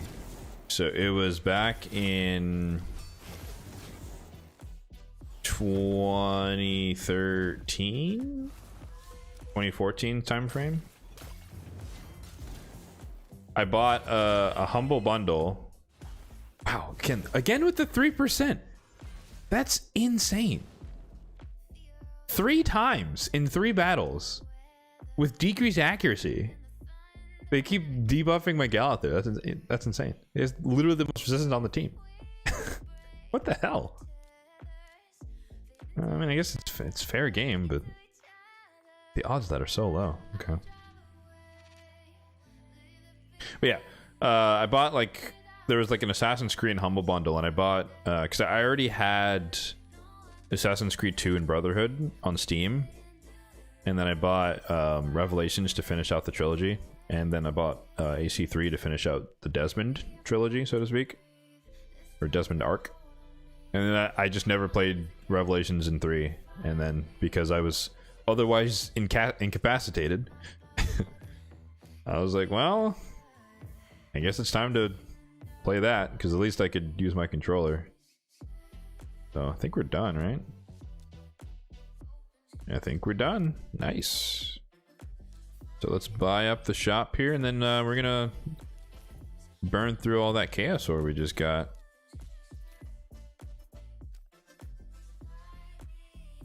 Nishak's accuracy was 395. Well, yeah, so 395 divided by 2, right? Because he had decreased accuracy on, so he was rocking like 200 accuracy, and he landed a bomb on my Galathier, who has 700 resistance plus 800.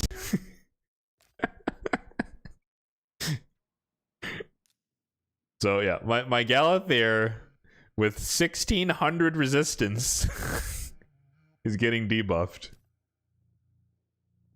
You'll love to see it. 3%. Unreal.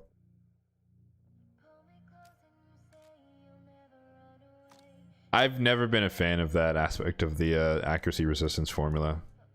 Like, I get it, they want to, you know, add some randomness to fights and whatnot, but like, it's just like, don't negate my stats with RNG, you know? Like, I put a lot of work into getting these stats, like, make it guaranteed, but I understand they don't want to code that in for whatever reason. I don't agree with it, but I can understand. Alright. Let me hop to the center again as we look through some stuff here, but we got a bunch of garbage, probably. Okay, useless. Yep, all that is useless.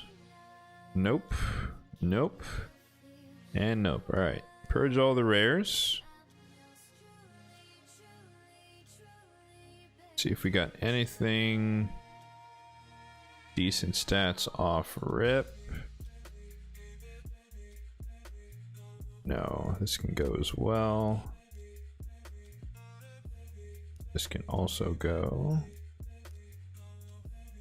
As can that.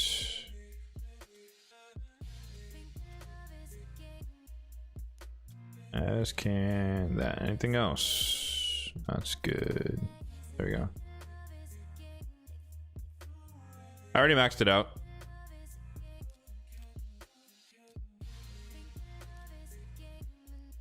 I did that yesterday. I'm already above 65. Yeah. No, like when these go live, because champion training is live right now, so I want the rares as soon as possible, right? So I can run them in campaign. So I did that yesterday. So right now I'm wasting silver just because I have so much, right? 400 million. But ordinarily I would wait for a future gear enhancement to go through this gear, but I don't care at the moment.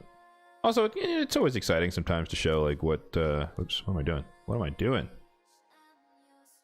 What am I trying to do? Oh.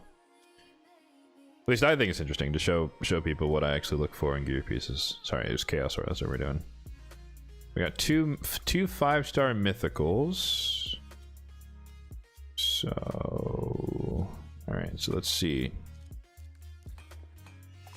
Full split and it gets sold. A double or triple and a single, that's worth.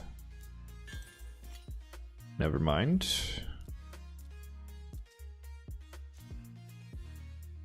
Essentially, my strategy for Mercurial, like I said, I'm looking for a 4-piece set for my Galathier and for my Ancora. I'm willing to accept 5-star pieces on the bottom to complete the set, but ideally it would be 6-star, of course, but you know, the gear needs to exist. So like these I'm saving for Chaos Ore just in case. This one I'll probably just keep as it is, even though it's not perfect, but it's decent. But that's like the end of the 6-star for gloves, at least. But the reason I'm holding on to these guys is because same logic, where like I'm willing to burn. Actually, this one can go because I have a 6-star equivalent. I'm willing to burn Chaos Ore,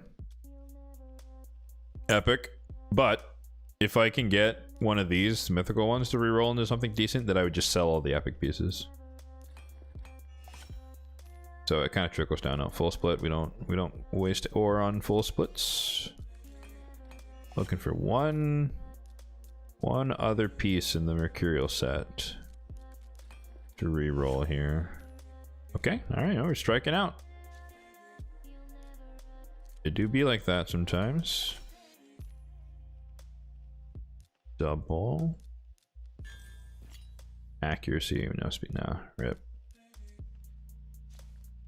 Mercurial is only for sports. You can use it on whoever the hell you want to. Honestly, it's the new meta, or it's not necessarily new meta.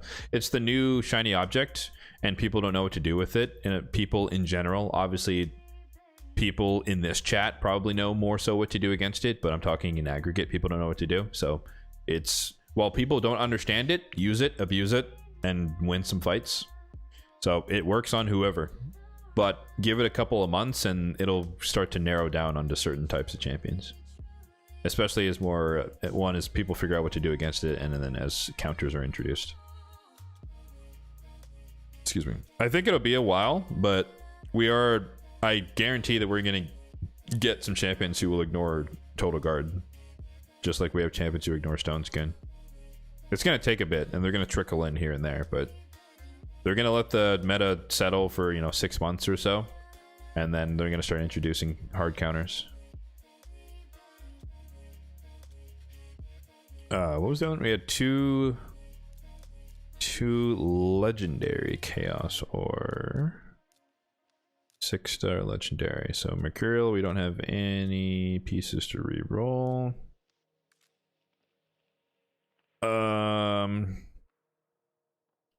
I think my priority was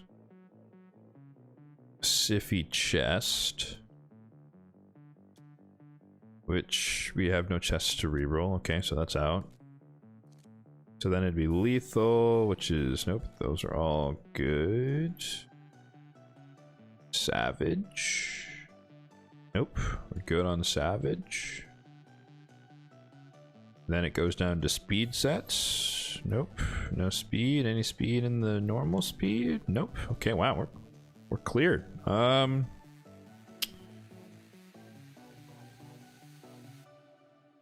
I think after that it goes to super. Oh, actually, no, I skipped. I forgot.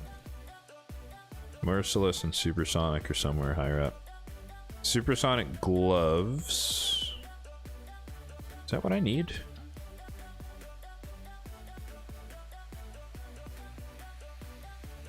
My memory is good, but even I forget some of all this crap that I'm supposed to hold in my head. Who's in Supersonic? Like actually in Supersonic, not just has pieces on. Gallagher's in it, but he's good. Armand's in it, but he's not as important. I just took it off of Donatello, so he doesn't need it anymore. Fabian is. Lamasu is. Uko is. Ambrose is, but he's good. Hill V does need it, but not gloves. Oh no, she just needs accessories. No, she's chilling. Okay.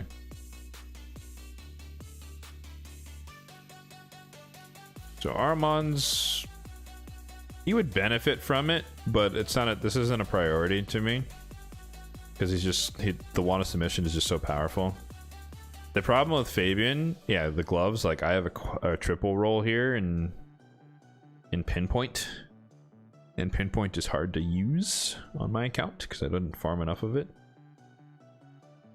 But if I were to get a triple or quad roll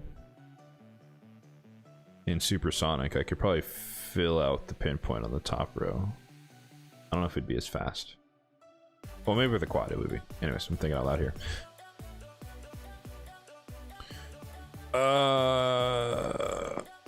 Do we know if passives of champions that apply debuffs when they get hit trigger if they're under total guard?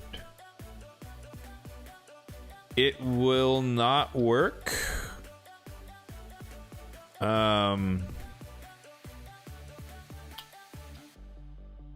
Where's the menu?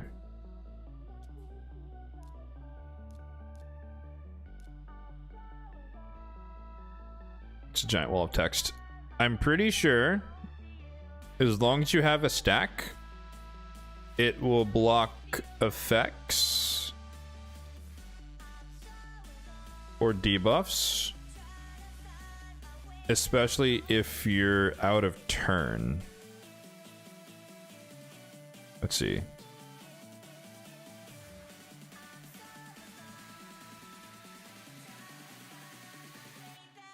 I guess it's easier to read this as like read what it says it will remove and then kind of work backwards.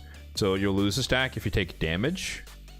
So if the passive doesn't apply damage, I don't think it would do anything. Unless, yeah, like reflect damage would work, like Brogni shield would work. But look here, it's like Volcardiac Heart I don't think would work. Or maybe, I don't know. I don't know if Volcardiac Heart would work. It's a shield, but it's a relic shield. Huh. Anyone have a Volcardiac Heart? Want to test that out for us? Let us know. Yeah, that's a weird one because it's a relic, but it's not a relic. Yeah, unconfirmed, but I would imagine it doesn't, because like I would think, because in my mind I'm thinking like a Nell, even though that's a little bit different. But like, if you have total guard, Nell can't do anything until someone breaks it. Like her passive doesn't apply any poisons, so I would think it would work in that same way, where you hit them and they do something to you, but they didn't actually hit you, therefore it won't work. So.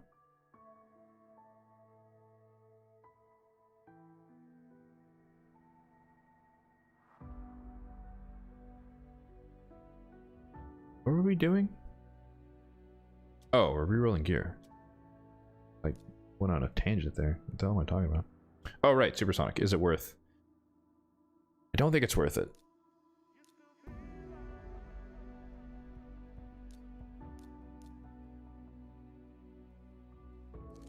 Like, I'm being very picky because I just don't have that much Chaos Ore to use.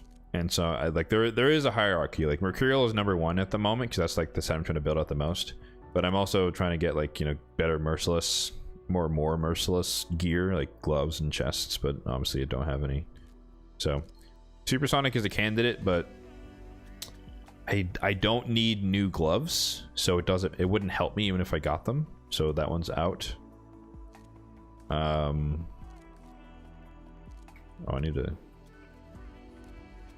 I forgot I bought Killstroke from the clan shop. I need to look through these. I think I need to remove my rule for Stone Skin. I used to keep those for like resistance sets, but I think I pretty much have all the gear I need. At least I don't need to re-roll Stone Skin anymore. Yeah, protection would be nice, but like I'm kind of holding off on this because I built so I built a preset for Bayek already. But it only applies if they give him out guaranteed, or I guess I pull him. That's a small chance, but still possible. So, like, if I needed to redo pieces and Like, even though this piece is kind of good already, because it's accuracy with crit rate, crit damage, and I plan to build him with crit rate gloves. Or, you know, if I ever get them. What was my point? Oh. That I probably don't need to reroll protection unless I want to improve those pieces. So I think that means we can go to Relentless. And reroll some Relentless gear. It's been a while since I've done those.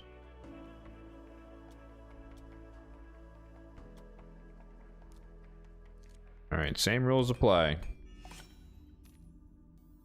Double single, good enough. Never mind.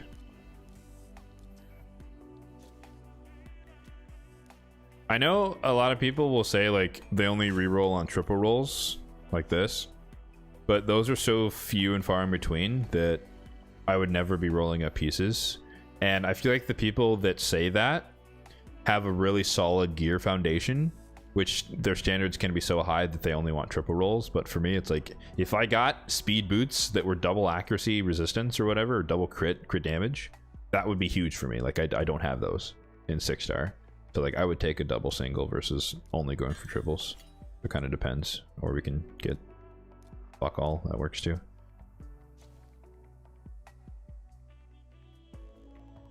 If your Krisk is under total guard and gets attacked, does the attacker get decreased defense and decreased defense? Yeah, they would.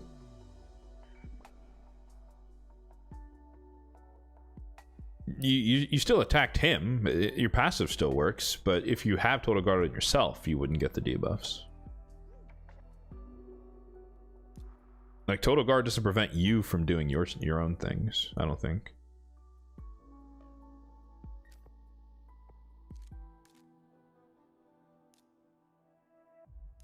Well, that was anticlimactic. We got like nothing. I've been seeing this team a lot lately in Classic Arena.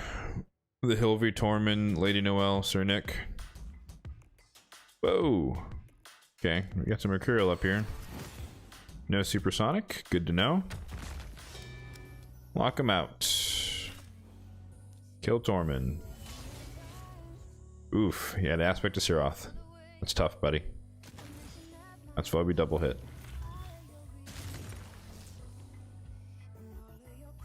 Can sleep you.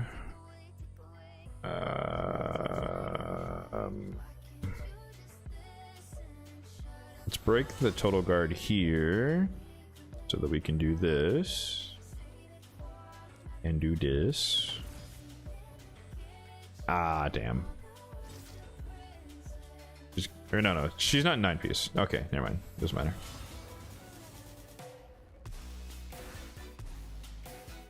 Weak hit. Yep. GG's.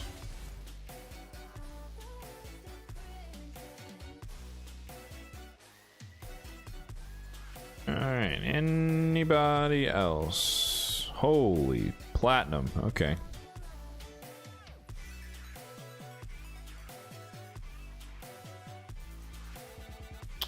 This team is suspicious.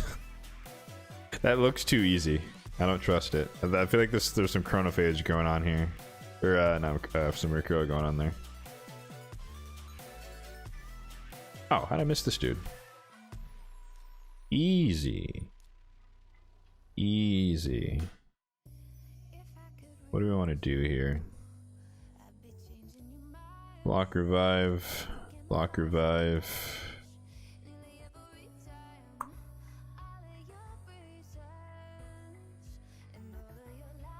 Marius?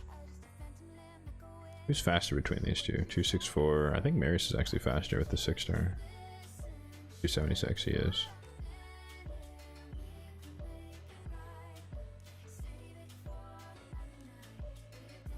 Two 6'5". 264.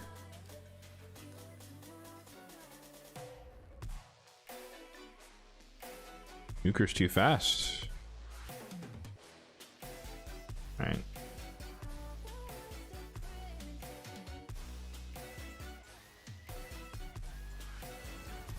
Whoa, Supersonic Wukong. Okay, alright. You die first then.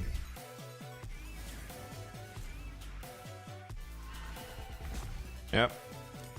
We love Stone Skin. We love Stone Skin so much.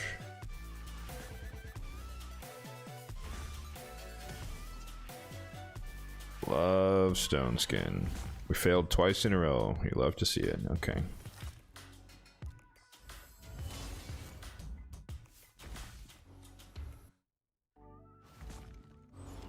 %50 chance, by the way.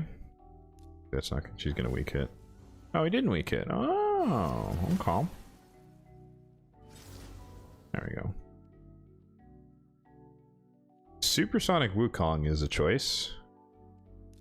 I'm not gonna say it's a bad choice, but it is a choice. All right, I think we can hop into live arena. Yeah. Let's do like a set of 15 or something. I think we got some spare tokens, or tokens to spare rather. Oh yeah, perfect. We got, actually we could do 20 because we're gonna expire soon. Been a while since we've done some live arena. Got 2 hours. Let's dive right in.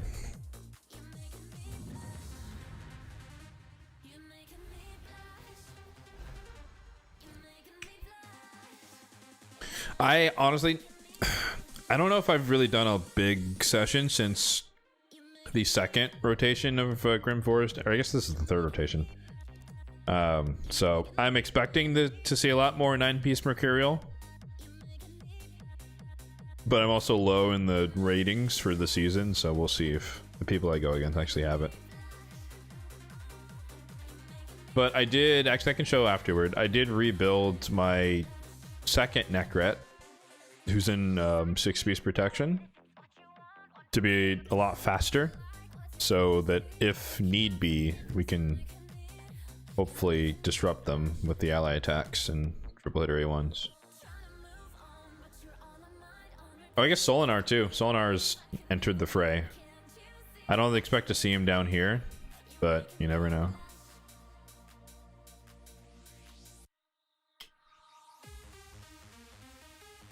Okay.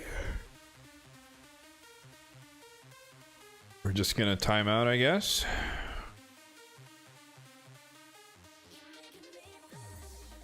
We threw him off, guys. We picked Fabian first, and he had no idea what to do, even though that's like the most common opener in the entire game.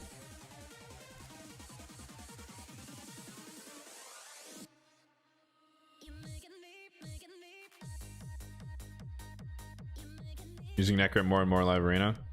Yeah, I've used him a couple of times, and then the teams didn't actually have Mercurial, so like it was still helpful because it's Necret, but I feel like I'm drafting him a little bit too soon relative to my tier in gold 4 here. 5 or 4, I think it's gold 4. But if I was actually like, you know, focusing on live arena and following like fighting more per day, I'd probably see a lot more Mercurial, and then he'd be a little bit more useful. But at the same time, I think it's so hard to predict in this current era, or this current state, what champions people are running 9-piece Mercurial on. Because it's just, right now it's just random.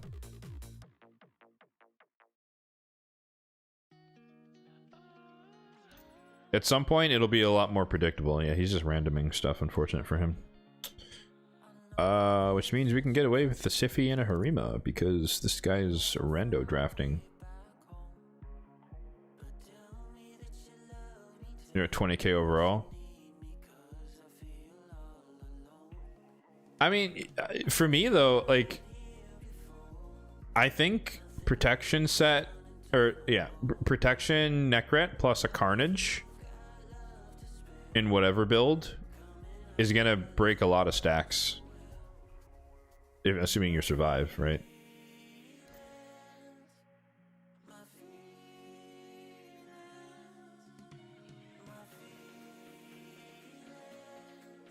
This is so weird. Oh, no, that's not weird. He has relics on Thor and Krokab, but that's for Hydra.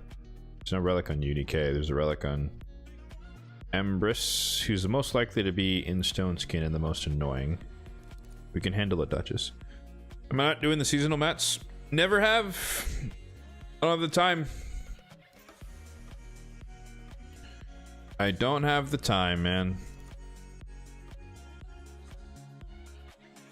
If they ever decide to rebalance it so that your 10 fights a day with a 50% win rate can get you to the end, then I would be more compelled to force it into my day. But the fact that it takes 10 plus, meaning I have to spend gems every single day on refills and do 15 fights a day and still have to win 50% just to get there, like every day 15 fights, it's tough.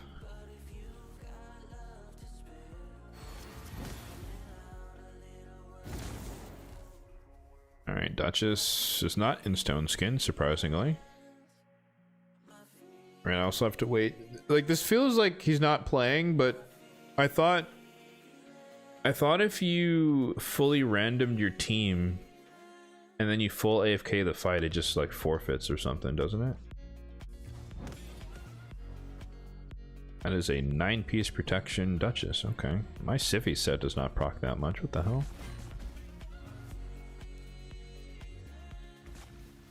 All right, GG's. And now we wait 5 years to kill the UDK. Even longer because he's not there. Fantastic.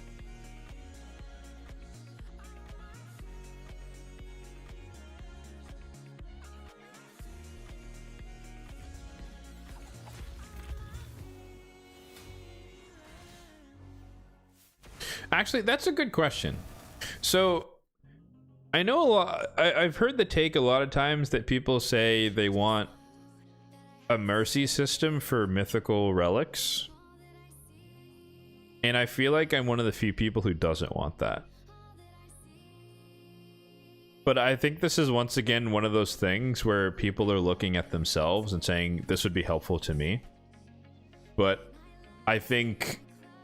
Well, one, I think that most people think that they're going to be the lucky person that gets it early, and like the Mercies will help them. But all I would see there is like you just gifted the whales and the krakens a fuck ton of mythical relics because they're going to be the ones buying all the packs and doing all the stuff, and then they just keep rolling and rolling and hitting Mercy. And then your free-to-play ass might get one more mythical that year from the Mercy system, and the whales had like 7, which I think... Holistically, they don't want to introduce that many mythicals into the game. Mythical relics. Like, that's my take, but I understand the player-centric viewpoint of like, well, I want more for me. And it's like, okay. But can we think a little bit beyond that?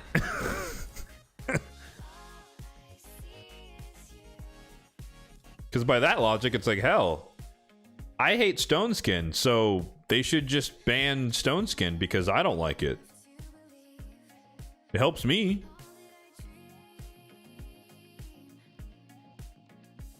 It's like that. I hear you, bud, but that's as far as you're thinking. It helps me, therefore do it. Even if it breaks the game. Oh, okay. Love me some 9-piece protection Duchess. I would love me a Duchess if I had one. Sad times. Androck is a choice. What's going on here? I think we just banned the Empress. This is a speed Lazarus because he has intimidating presence. Temporal Chains Elvas. What is this draft, bro? Where are we? If we ban the Empress, there's double block debuff, so Carnage doesn't really make as much sense here.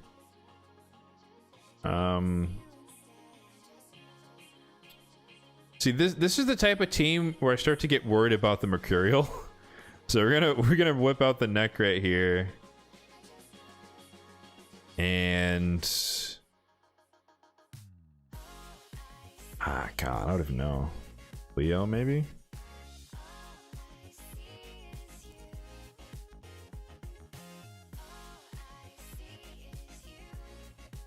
That's assuming again that we're banning the Empress.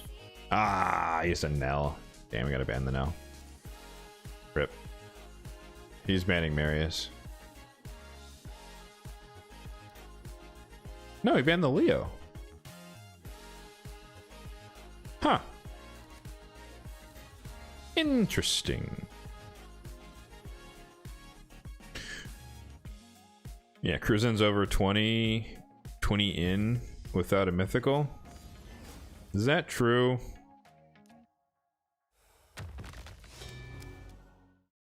Is that true? I don't know.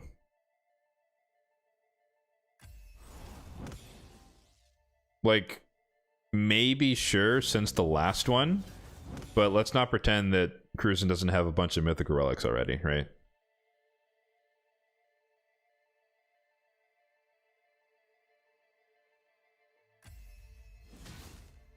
I feel like this is one of those things where like you're wiping off your tears with $100 bills type of deal, you know what I mean?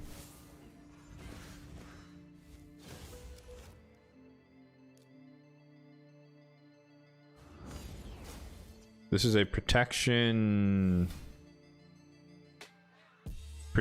Androck and protection Elva. I didn't notice if Lazarus had one as well. Maybe we locked him out. So at this point, I think it's over. If we can kill Elva, of course we double weak it. Change forms, please. Yes, thank you. See you, bud.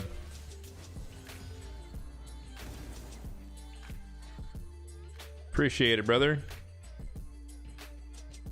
You think he's had enough? That's what I'm saying. It's like, you know,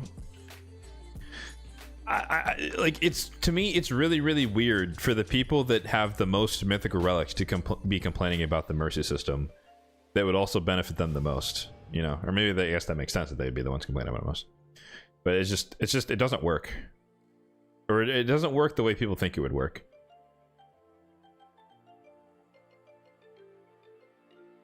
Because I think people have this idea where, like, they just say mercy system and they think that, oh yeah, after 2 relics without a mythical, you're gonna get a mythical. And it's like, no, dude, it's gonna be like 20. You know, you're not gonna see the impact because you still have to pull 20 relic or 2,000 relic fragments to get that far. But the whales and krakens will see the difference, you know? Anyways. First pick Arbiter. Interesting. Is this guy low? Oh, he's low. Oof. Are we outclassing here? I mean, he's got a 6-star Arbiter. He could be stacked to the 9s. Whoa. We got ourselves a low tier spendy boy over here.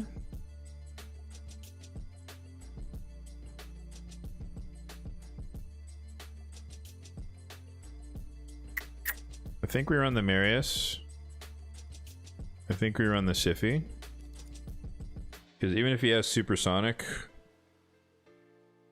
well, I have the Fabian, so I'm not scared of enemy supersonic anyways at this point.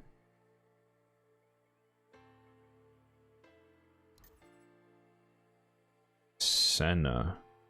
Ilvi. What is going on here? Alright, we'll threaten the block revive. Get rid of the Gizzy. That's his strongest. He bans the Siffy for some reason. He goes first, I guess. But we can't be one shot. He can kill a lot of us though. There's a decent amount of reaction too on my team. We'll see what happens. Literally, well, I don't know if that was the choice. Oh, maybe he still cuts in. Oh, nope, we cut in. Supersonic. That's tough, brother.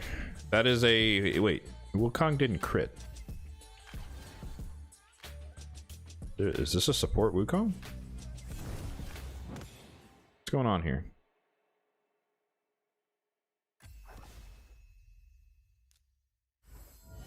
GG's.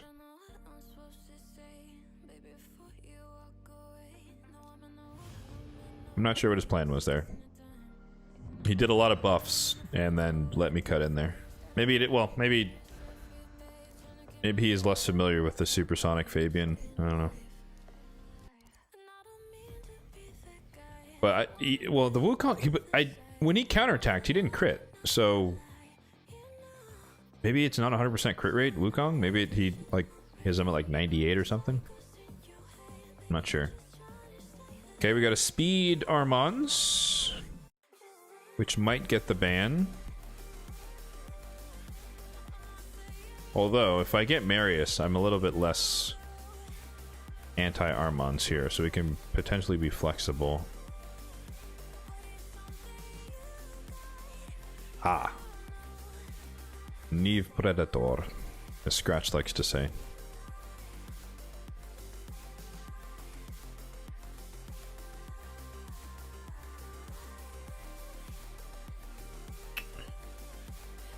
So, what we do here, we're banning Ambrose. I'm gonna leave in the Armans because he bans Marius, which is okay, or he bans Fabian, which is okay. We're gonna draft Donnie so we don't get one shot, and then I think we go block damage. There's too much force affinity to go Rotos here. He's not going to ban Mezumel. Thor. I wouldn't run anti-affinity. That's the why would I run? No, I'm not going to run Thor into double force affinity DPS that are tanky. Okay, he banned Fabian. So essentially, we try our best to face tank. Oh no, I'm threatening him with Mezumel. That's my ignore block damage.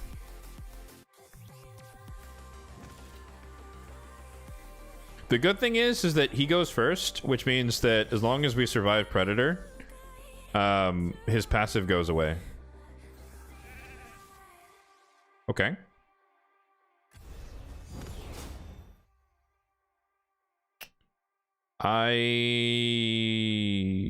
Does Hunter's Gaze go through block debuffs? I don't think it does. Oh, interesting.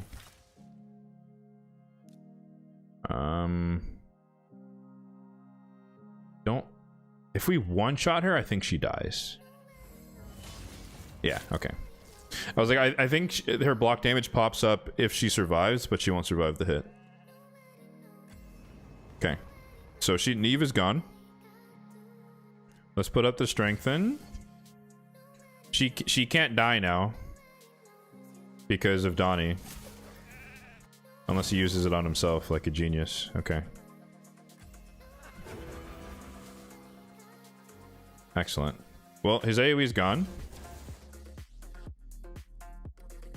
Mission accomplished, but he did get he got 1 kill. So I think he has, what, 25% evasion?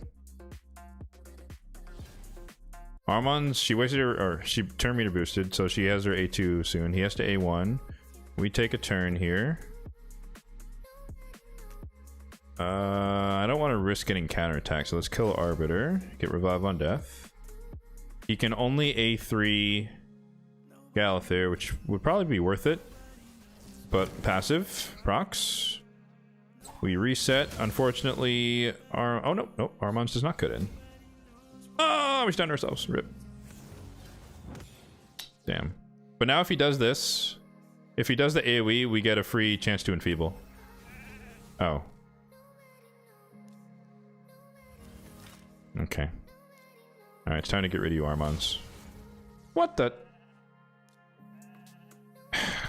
What is that relic called? The something? The orb of... What is it called? I don't have one. Something to gloom? Something gloom? You guys know what I'm talking about, right?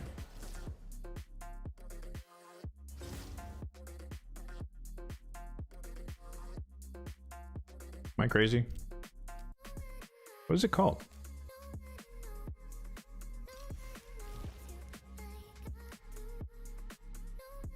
Oh, not even close. This. No, it's not this. Oh, yeah, no, it is Gloom. Okay, yeah, he has this. Okay.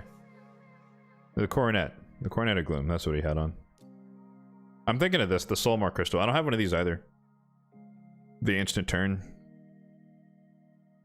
This one is sneaky.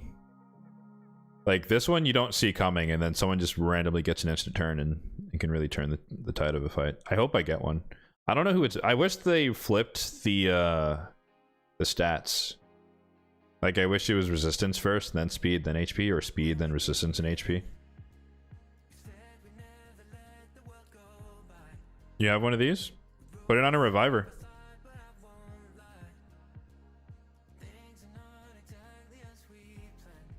Like, obviously, it doesn't always proc, right? You have to be level 18 for it to proc.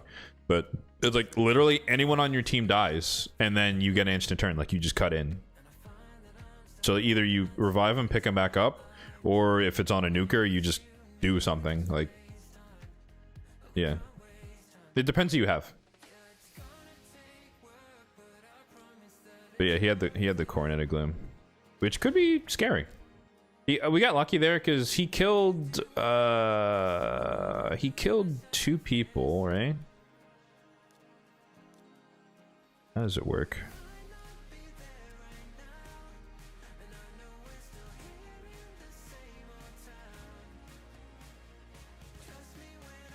Yeah, 20% chance to evade. I think he got 2 kills, so he had a 40% chance to evade, and he just didn't proc afterwards. So we got lucky there. We'll take those. Going on Duchess. Oh yeah, Duchess is a great one. Yeah, because it's a revive with the veil. I don't think anyone would actually run it, but it would be it'd be funny to have on a cardinal.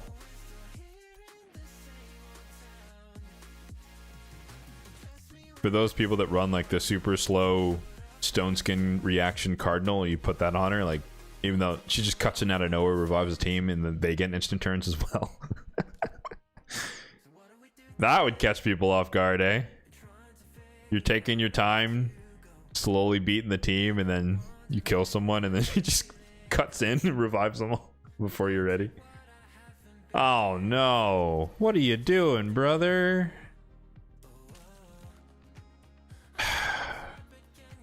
Nine-piece Lydia? Come on, man. What are you doing to me? Why are you wasting your gear, bruh?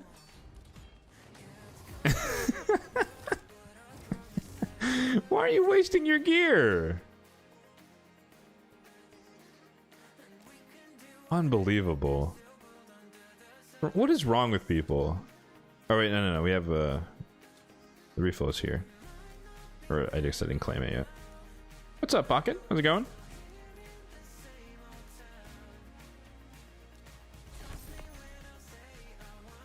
Oh, I wanted dust.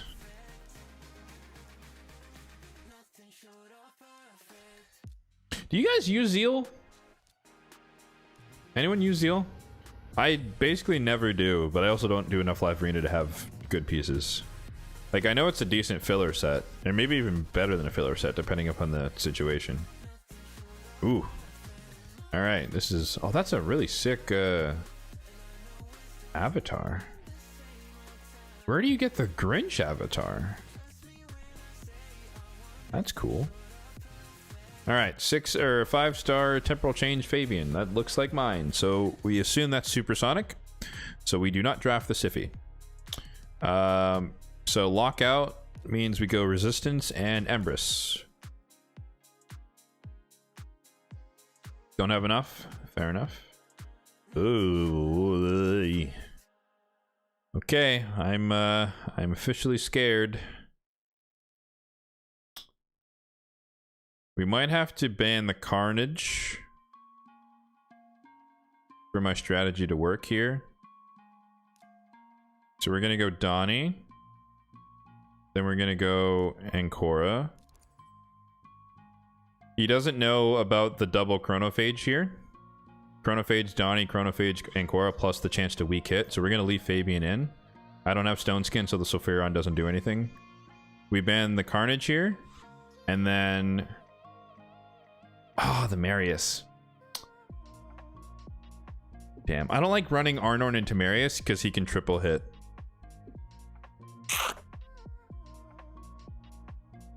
Damn, that changed my plans. Okay. I guess, no, wait, crap. We just picked Nice into Marius. That was a mistake.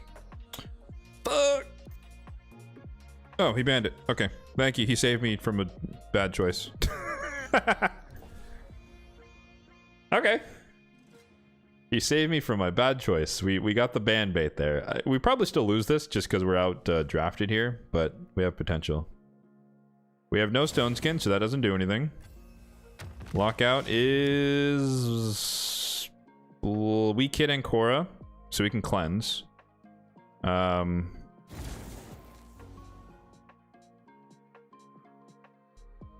Yeah, the weak hit was on Ankor. This is on the edge of survival. I don't know if we're going to survive the Marius counterattack. Okay, we did. Perfect.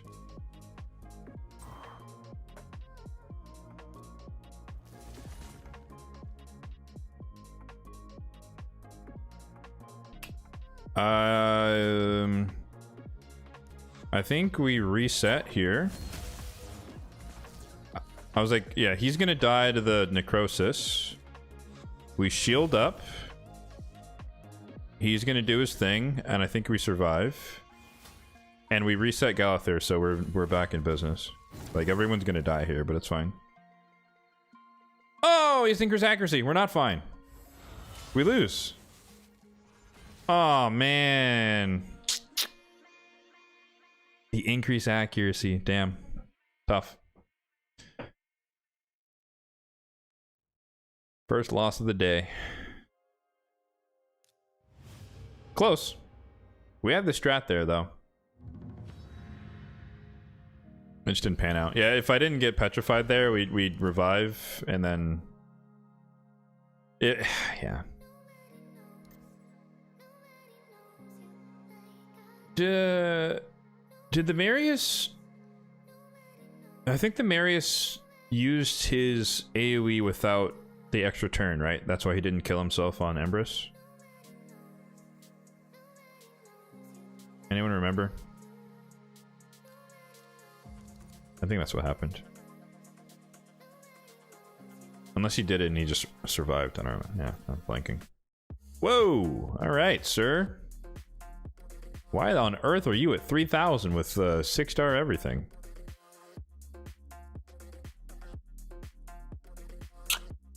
Okay. Well, he's going first, so that's a given. He's gonna ban Fabian, so we just concede that. We screw the speed race part. So we're gonna go defensive protocols here. We're gonna leave in the Armand, so that means we go Marius. We want him to steal our turn meter. We ban the Carnage because that would get rid of my passives. So then, because I have Marius now, I can draft Nice.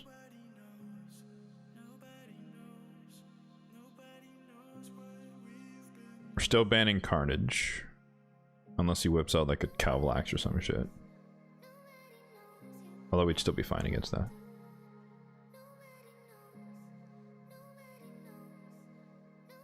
Is everyone else 6-star as well, sir? You got the whole team?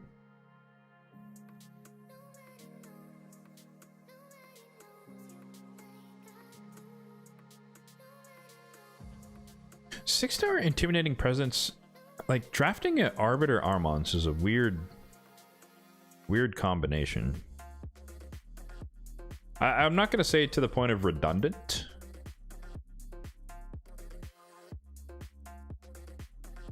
Okay, I was not expecting Alice.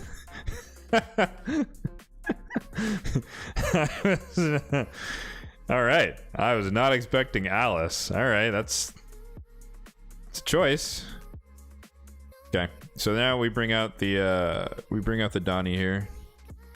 Untouchable, Chronophage. We ban the Carnage because that disrupts mid plan if he gets rid of passives here.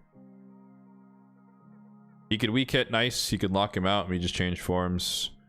If he AoEs on Marius, we get a free counterattack. So if anyone's not in Stone Skin, we get to soften him up a little bit and or kill them. He bans the Fabian as expected. So we're gonna go high res and hope that Donnie and Galathir can resist the 6-star Armons. Unlikely. Unlikely. But this is a situation where, like, this is where I would want the 4-piece Mercurial on Galathir, because he'd turn meter fills here, and then Armons wouldn't do anything. Like, you can't sheep him, and then his AoE wouldn't steal turn meter or do anything.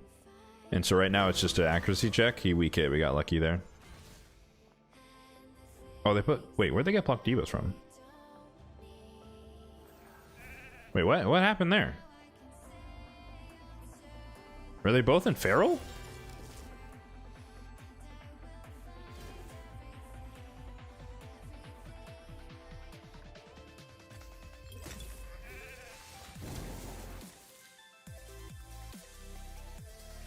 What? Is he not in lethal dose? What was that?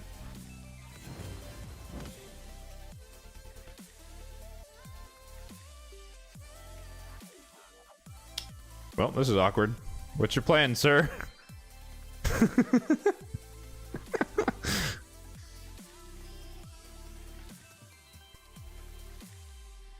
Like, he did his big AoE with Alice, and he did his... Oh, that's unfortunate. He has the relic on. Of course. Do I even need to reset anything? Not really.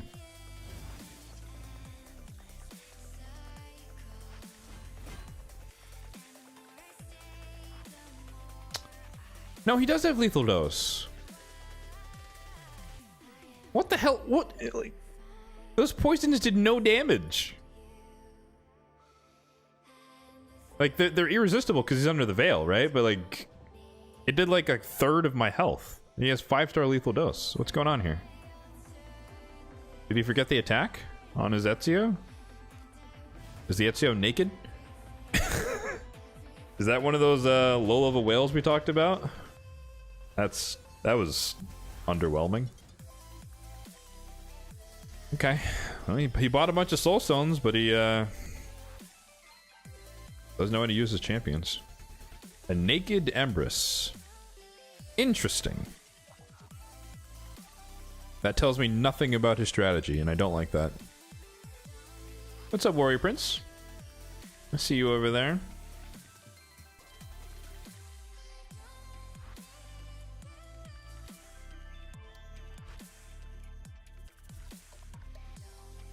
$4K. So he's gold 3. In theory, we have an advantage here. Ooh. Neve and Cluckers. Okay. So this is the moment, right?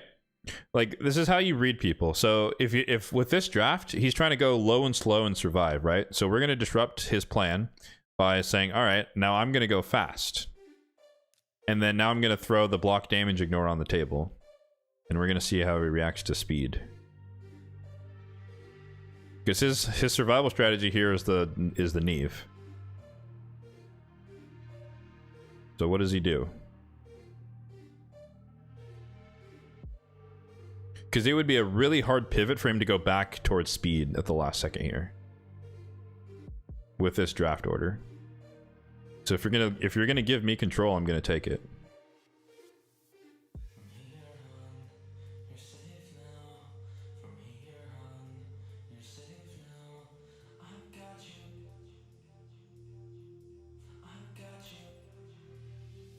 Okay, that's a Mercurial Hilvy.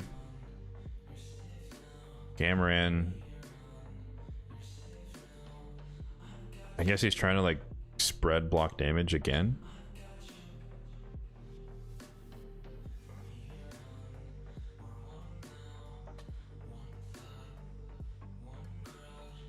I think we just run the Marius here.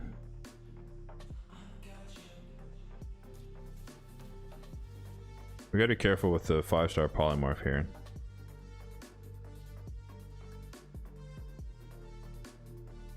Lockout's not gonna help me here. And he probably still bans it just because. So if I actually want to win this fight,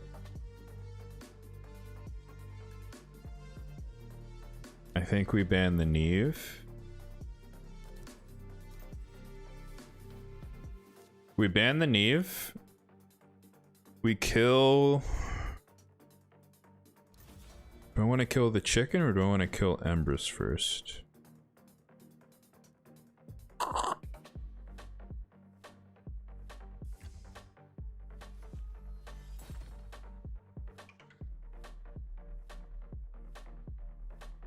I don't know who's the bigger threat in their alternate form. I think the chicken's a bit more of a threat in the alternate form. We're just gonna A1 here.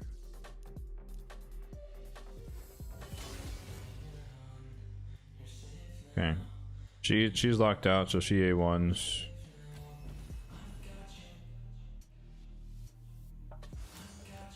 Ah, fuck, I forgot about the polymorph. God damn it. Running polymorph in 2026.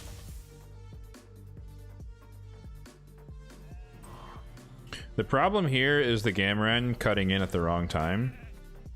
Wait, what?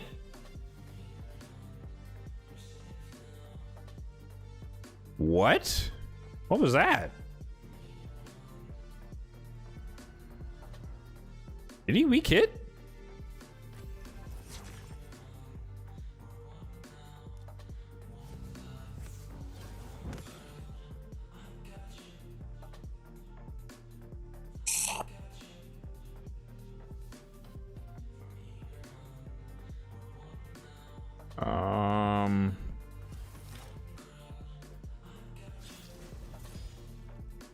Okay. I'm trying to do this in the right order, sorry. I'm thinking. Because we if he blocks revive when Mezamel's dead, then we just kind of lose. Alright, there we go, we got it. Like, he can still do it now, but it's not gonna matter.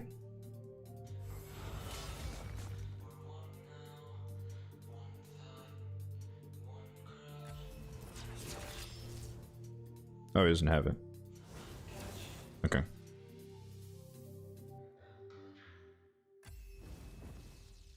Why is he so slow? I don't know.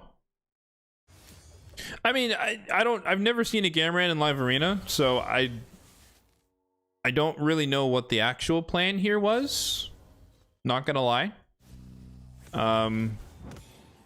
But I could see the vision is insofar as, like, you know, Empress does the big AoE and then right afterward you block revive, you know? Right? But then he, to your point, yeah, he was super slow, so I don't know. I don't know. That's a head scratcher on that one. I'm open to theories as to as to what his plan was.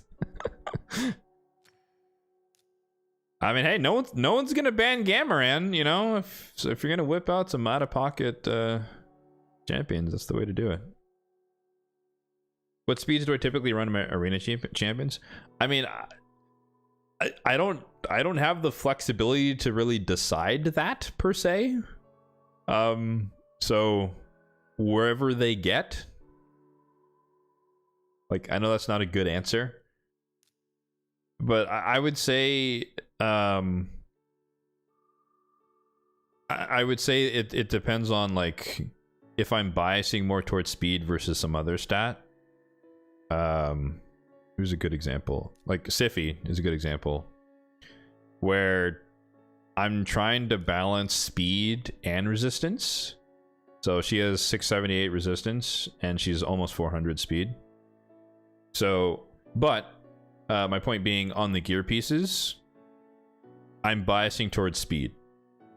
So this is triple speed, this is triple speed, double speed, triple speed. So she got to whatever she gets, wherever she gets is the point. But, like, I'm biasing, purposefully deciding that I want more speed on the pieces, and then I get as much resistance alongside it as possible, but the priority is speed. Versus, like, I think Galathier, it's like a more mix. Like, this is all speed, this is all speed, this is all res, but this is speed with res, this is speed with res, and this is speed with res. So, like, it's split. So it kind of depends. But I don't worry so much about like speed versus speed's sake. I build people and gear and they get where they get. But there are champions who I purposely build faster. Like my Mezamel, I've built her super fast. She's 302. Like, I want to get in there while your stone skin's up, block revive. Like, you know, speed run. Versus like my Leo is like 220 or 230. So it just depends. But usually the speed falls out of the build. Like Arnorn's super slow. He's like 186. He's in attack percentage boots. But then like my Rotos is faster. He's at 280. So I don't know. Hopefully that answers your question. I guess the main takeaway is that for me speed falls out. And it's more of the intent behind the builds, not really chasing a specific number. Ooh. First pick Hilvy. Interesting. He wouldn't go Tormund, would he? Right? You're not going Tormund on me, are you? Not in live arena. Ah, Gizmek. No, he is going Tormund. Oh, he's going Tormund. Okay. Alright. That's fine. So, once again, we can see this is a speed Lazarius, 6-star this. I probably want to get rid of the free burn here. Even though we're going to get burned from Hilvy, it's just a lot less threatening. He's going to ban the Fabian, that's fine. So we're going to go defensive here. Because there's a Hilvy, I expect a Tormund. And Korra can just draw the aggro. And then we can go...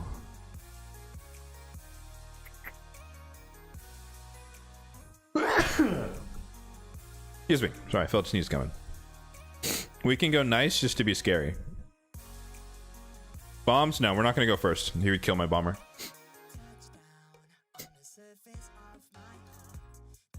Oh! Solinar, okay. I guess we just lose then. Alright.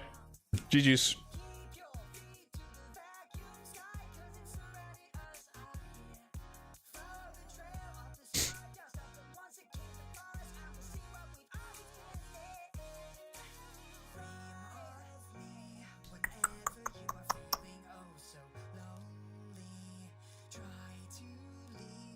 Yeah, we lose. Okay.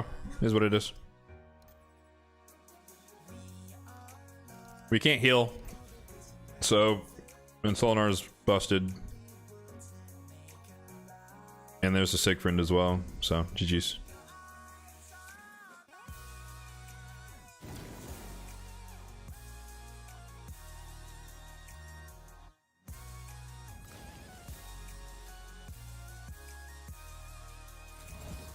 What is the counterattack from? Oh, from the supersonic. Who does he go for here? I went for the AoE. No, we didn't proc the passive? Are you serious?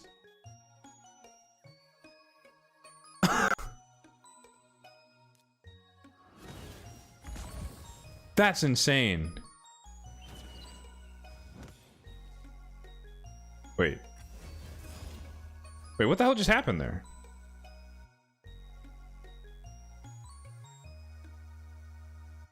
What was that?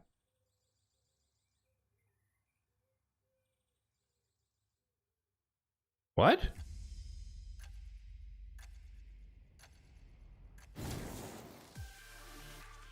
What? Why did you...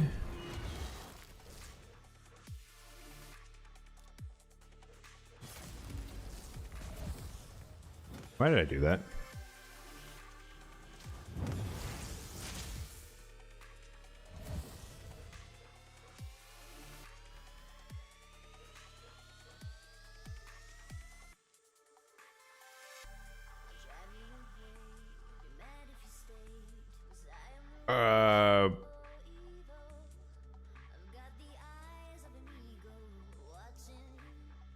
Is that a bug?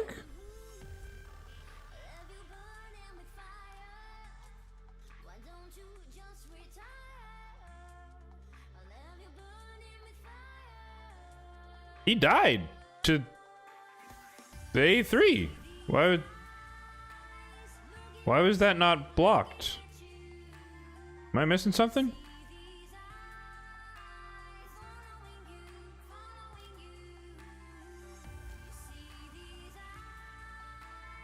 Wait.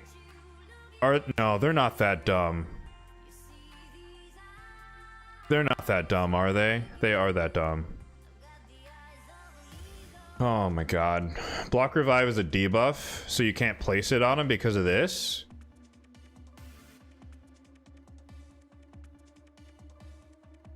They would totally do that. Oh, Plarium. You're killing me, dude. Okay.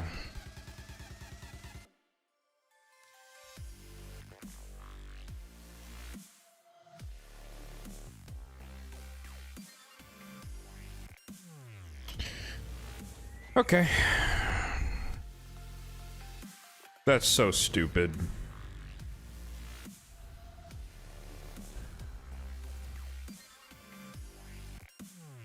That's so dumb.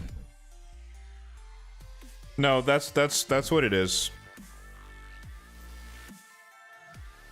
That's totally what it is. Okay.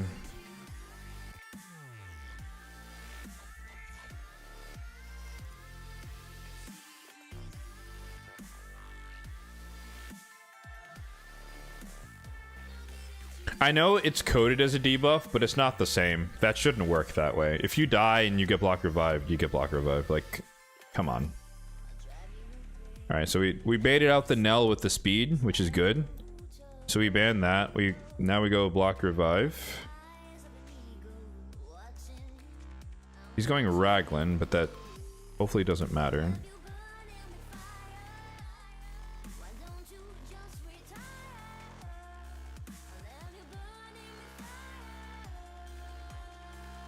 This is gonna be a total guard here. So I guess we go Marius instead.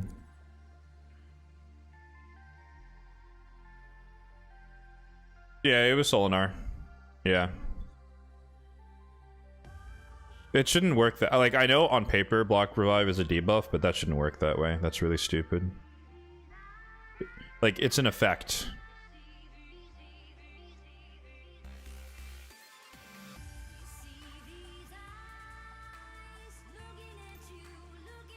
Not afraid of a Leo.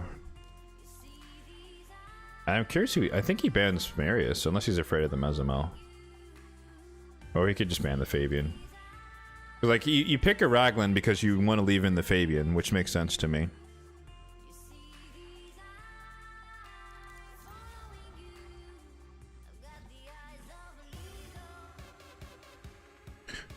Do we have 9-piece Mercurial Raglan? Yes, we do. Cool. Alright. So, we lock everyone but her out. We A1 here. And then we kill the Empress. Cool. Doesn't matter. You kill Mezimel with the A1. Yep, she comes back. We A1 the Wukong. He kills Mezimel again with the A1 of Leo. Yep. Okay. And then we pick her back up and she's veiled, so you can't do that again.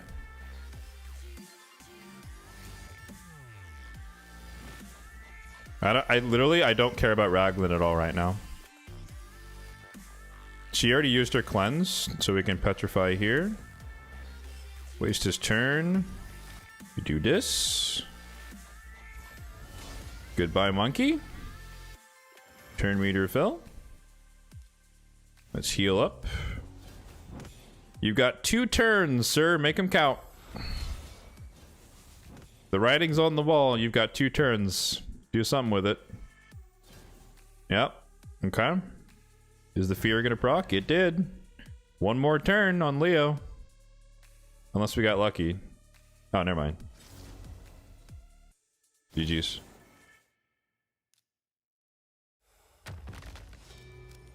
I thought Mesomel was going to get her turn before Arbiter did to not break the total guard stack. No. Yeah, no one's afraid of Mesomel until she takes out your entire team. Just saying. He looks at the 6-star marriage and is like, nah, I can't have that. And I'm like, okay, alright, we'll just... I only need to kill one of you at once. You leave the Fabian in there, you can't do anything.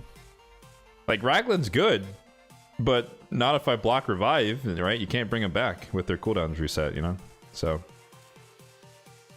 that's a hard counter in the draft that he just didn't see, I guess. I don't know. Send a request? No. It's stupid, but it makes sense in that they would totally have done that. So, I'm with you. That would be interesting to do, though. I think maybe, well, maybe we'll have time. We could do, like, viewer battles or something, right?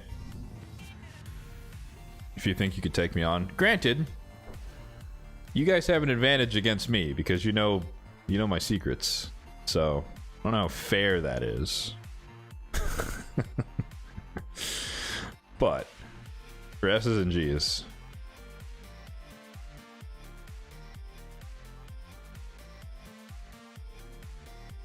Like, at this point, if you've been watching for a while, like, you know most of my builds. I share my builds all the time. I share my speeds, I share my stats. You know I don't run Stone Skin.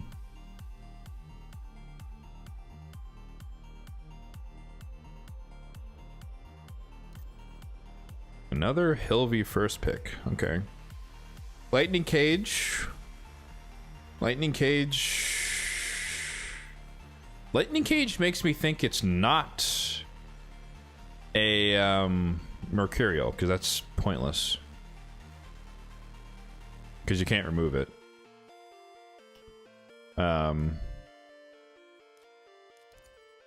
So that makes me think this is a Supersonic Stone Skin Hilvy. We're gonna go in with that plan. Leo. Okay. I'm gonna take Donnie.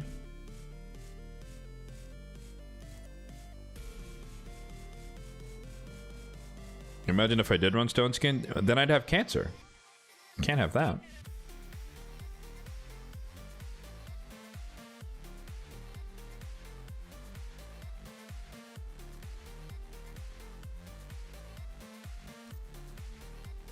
My goal is to remain uninfected with the cancer that is Stone Skin.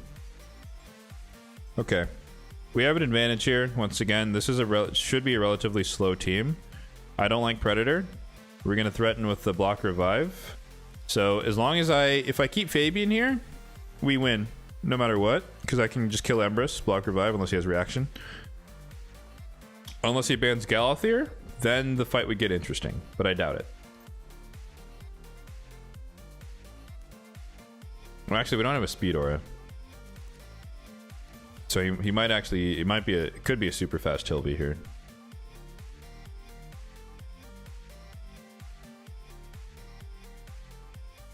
But it would have to be, yeah, like, it would have to be a, like, oh, 2-turn Stone Skin.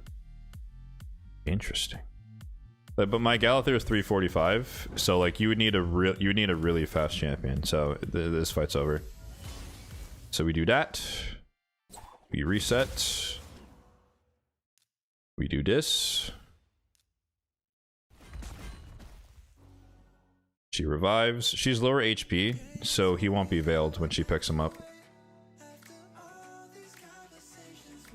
Hilvy can disrupt this, though, a little bit.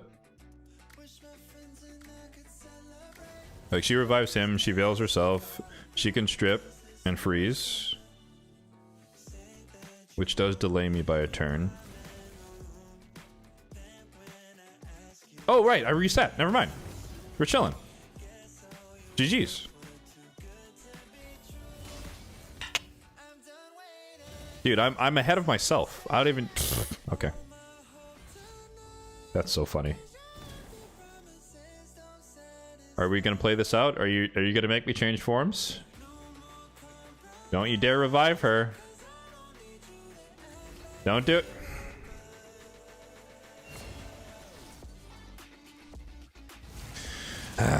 He made me do it.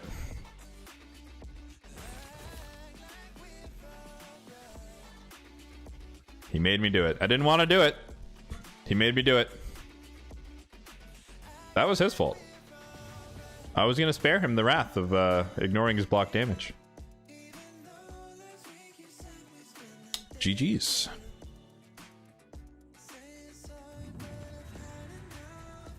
Red Hot Shadow Legends. Interesting. Oh, okay. We're going to get smoked here. 12k. 12k. Is that two back-to-back Mesomel fights and then we actually won? That's rare. Okay, we got Stone Skin. Let's assume it's Swift Parry Carnage. Stone Skin, Savage Embrace. With double Lightning Cage. Think we'll be confident and run the Marius into the double mythical.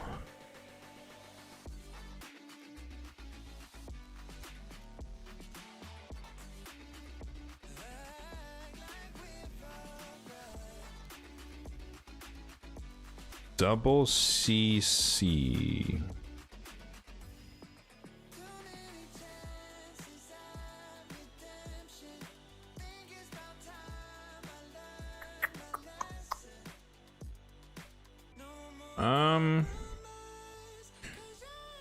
So because it's double CC, we're probably gonna leave one of them in.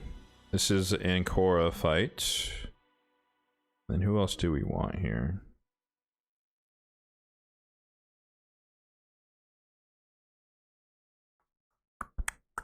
If we ban Carnage and then we run Harima, we don't get the full ignore defense. Or I could run Nice with the wand would kind of be interesting here. But it's double force affinity. That's the only thing I don't like, the double force affinity here. I still think he probably bans Marius here. Well, Theodosia, interesting. Okay. Ooh, that's a hard counter to Harima. So if I'm him, I'd ban Marius. I would trust my Theodosia to be faster.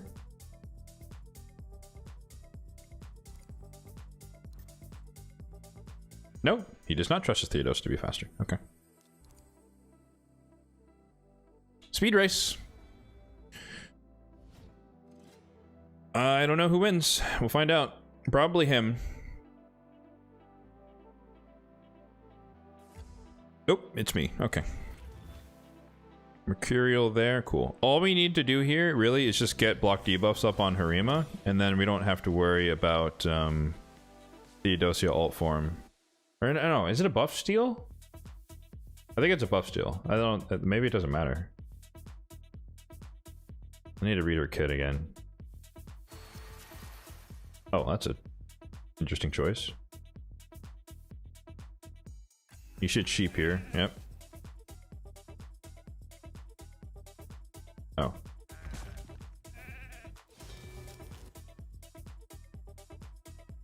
So he goes for the freeze here. Or actually, he could go for the block. No, he didn't. Okay.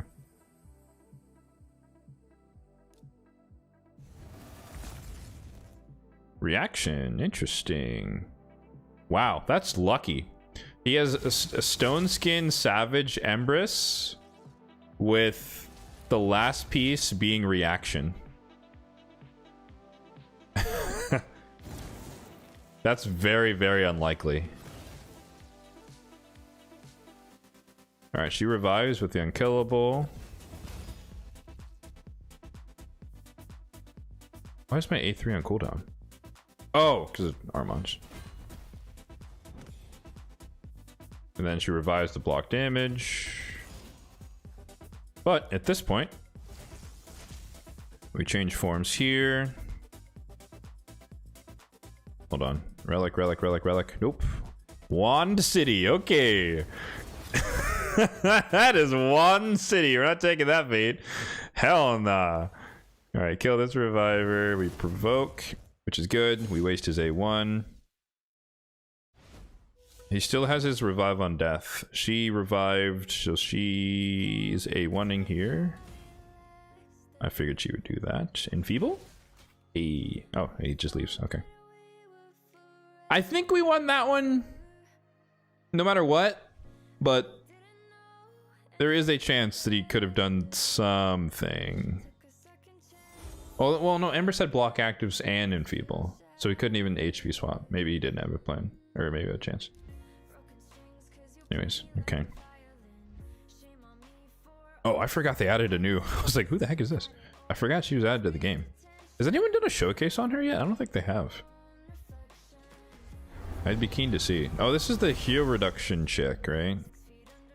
She's like, it does a bunch of stuff if you have heal reduction out there in True Fear. Okay.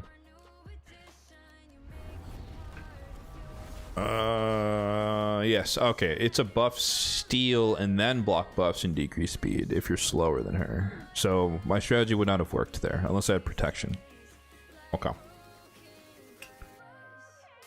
Yeah, I thought it was a buff strip and then block debuffs. Well, actually, that wouldn't matter anyways. But unprotected block debuffs won't do anything into her alt form. So he should have actually swapped forms. Because he had Stone Skin on Empress, who was his only DPS there, I would have swapped forms on Theodosia, taken the hit. Or no, is it an attack?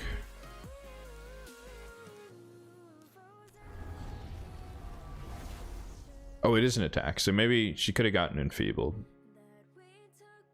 So maybe, well, no, she had.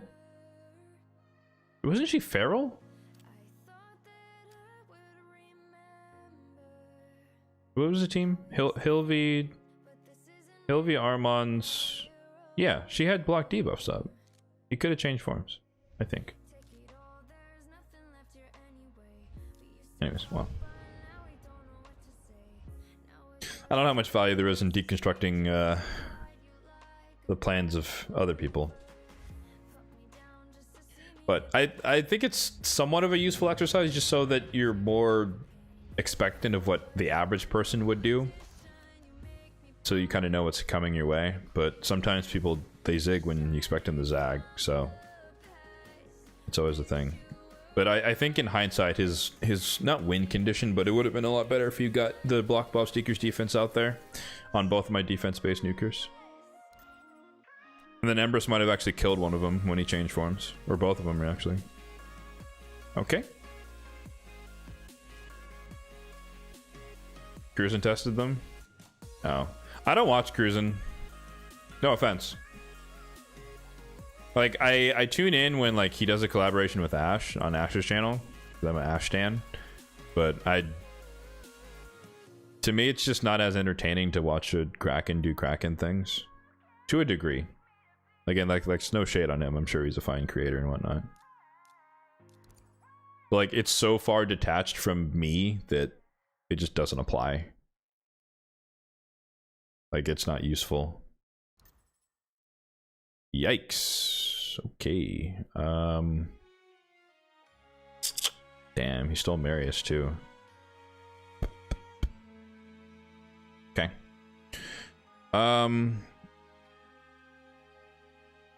So I think here we're gonna ban Marius.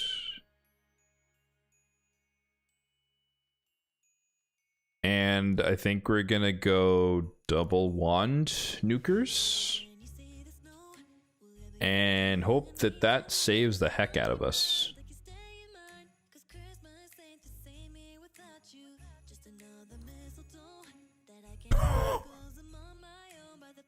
Holy moly.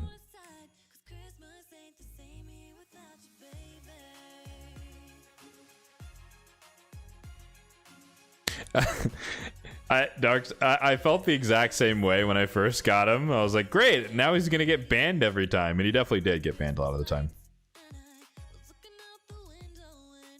There's absolutely no way we win this one. Well, actually, hold on. Before we doom and gloom,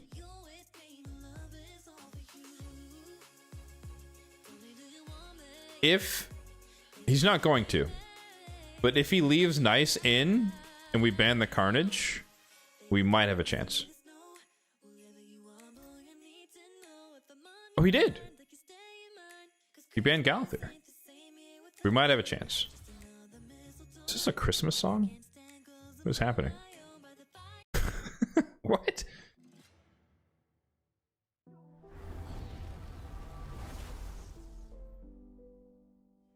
Yeah, we probably lose this. It really depends on the sequence of the team.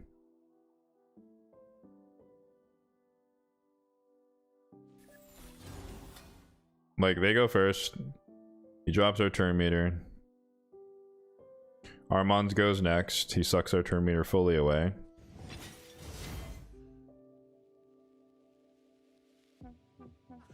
Stand yourself! Okay, it did happen. We got one. We got lucky with one of the ones. But I think Marius kills everyone, and then Donnie wastes his passive on one of the other two. And then we just die. Yeah, GG's.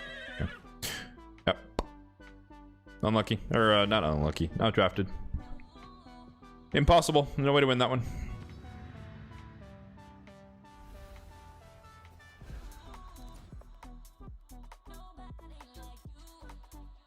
Because normally into like Armand's Estrid, I would have gone Marius to, you know, the double Terminator drop. I would have fought fire with fire there, but there's no way to win that one.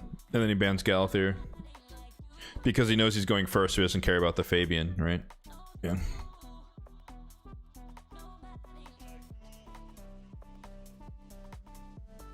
There's always that situation that I'm in where, like, I don't have that many speed champions with speed auras. Like, Sify Galather are, like, really strong, but none of them have a speed aura. And Arbiter is just, like, she's okay, but she's not as strong, at least in the current meta. Like, I don't have one of those big openers like Arbase or Lazarius. Obviously, these are mythicals, but you get my point, where, like, that style of champion, like, their job is to go first, but just has more modern utility compared to Arbiter. Oh man, I hate when people hide the nukers. He's not going Tormund Sir Nick on me here. Nah, he wouldn't do that. There is some total guard shenanigans going on for sure, though. I think we leave in the Fabian.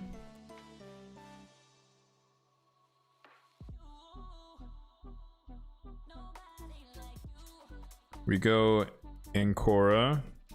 You're betting on Tormund Nick? Nah, I don't think you would whip that out.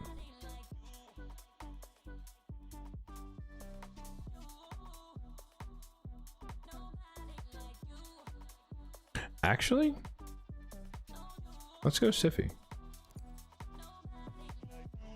$5. All right. Son of a bitch.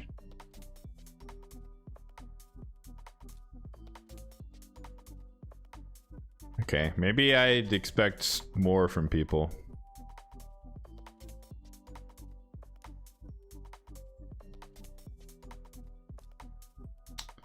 Alright, so we just ban, like, you ban the Sir Nick and you basically just win the fight.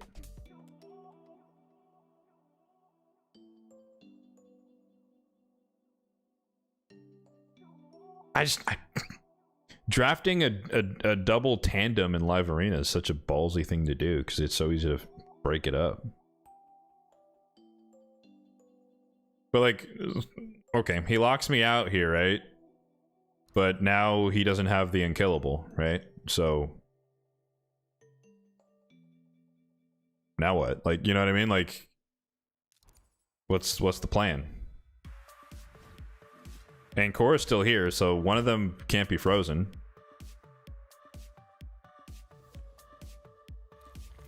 Oh, there's no Mercurial. Interesting.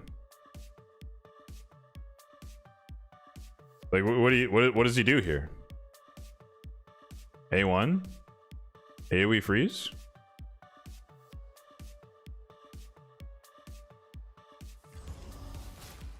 She wastes the A2.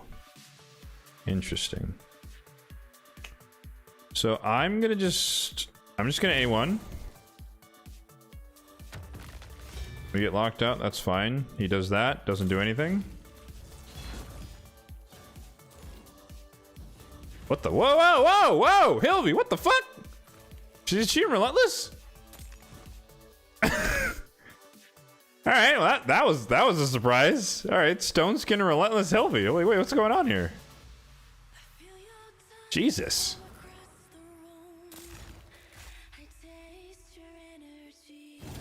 Can I get a turn? Thank you.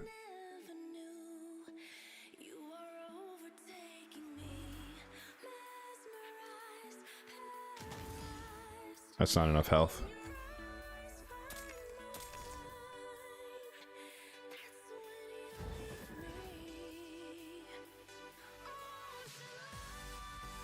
Wait, when did I get locked out? Oh, the Fabian must have locked me out. Okay.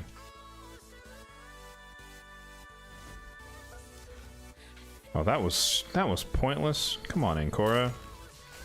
What are you doing to me?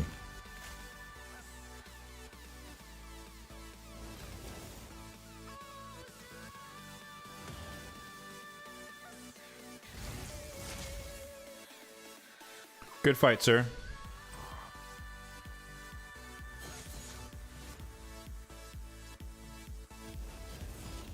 Oh. You're still doing this. Okay.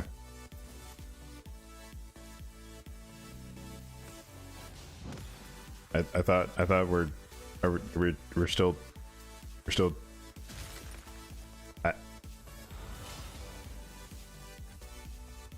how much pain do you want to endure here, sir?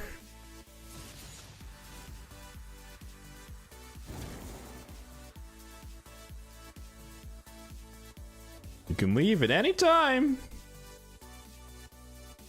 Okay, all right. I appreciate the satisfaction. Thank you for letting me end it. Super ballsy? Yeah, I don't know. It's just like with that team is very scary. I get it, but you ban Sir Nick, and then the team is a lot like that's so much of the power that like as you saw, it's like okay, what are you gonna do? Kill me with Tormund? I'm prepared for Tormund because my Ancora is gonna steal all the freezes, so one of my nukers will never be frozen, and either of them can kill you.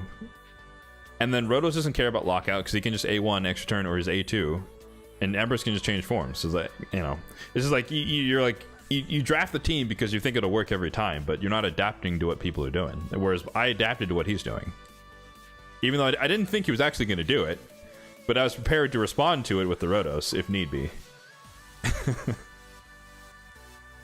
Okay, don't be like that guy, guys. Don't have one strategy and use it all the time. It doesn't always work. I mean, maybe it works for him most of the time. Maybe most people don't counter it.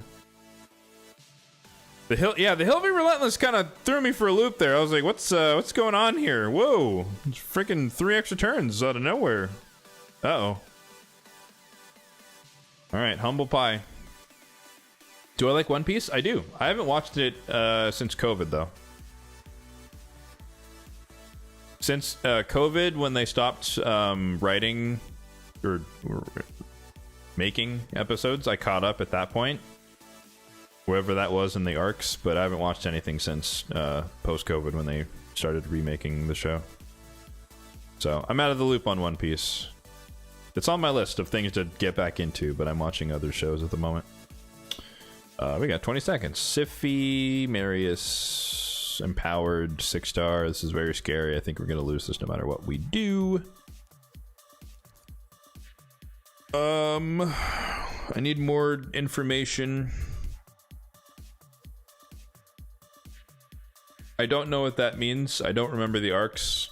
It's literally been 6 years since I've watched an episode of One Piece. So hopefully that's not in the future. Oops. But yeah, I don't have them memorized anymore. Oy. Oy.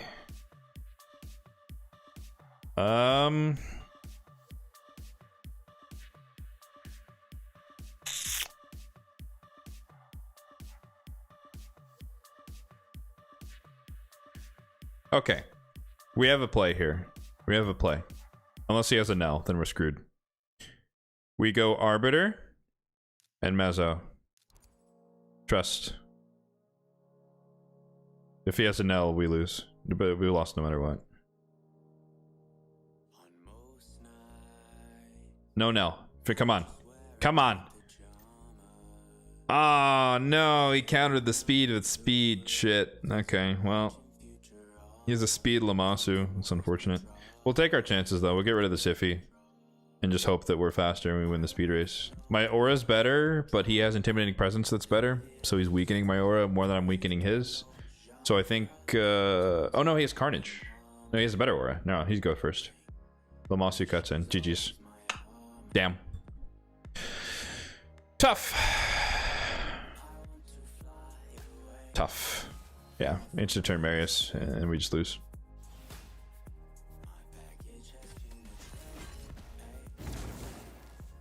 Like, I can do this, but it doesn't matter. Like, I do this, he changes forms with the Carnage and kills me. Or he A1s and Marius comes in. Yeah, either way, we lose. Anyways. Marisol's just refused to show up in the shop. Oh. Wait, what? We're still in it? Oh? Why are we still in this? Is he throwing? What's going on here? My guy? What?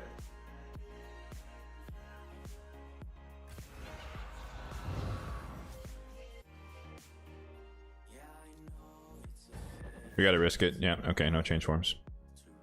He had me dead to rights. He still does now, because there's 3 debuffs on everybody.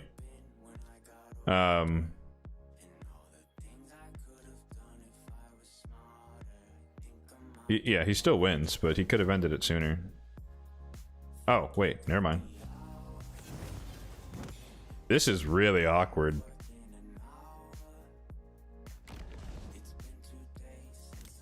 What is going? She and Impulse? What is this? No, what is happening? What are you doing? All right, let's get rid of him. He actually threw, guys. He threw. That's insane. Wow.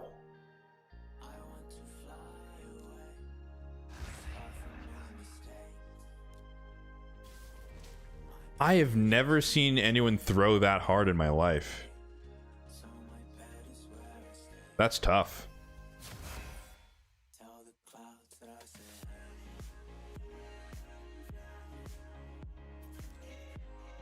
Alright, so we're gonna kill her.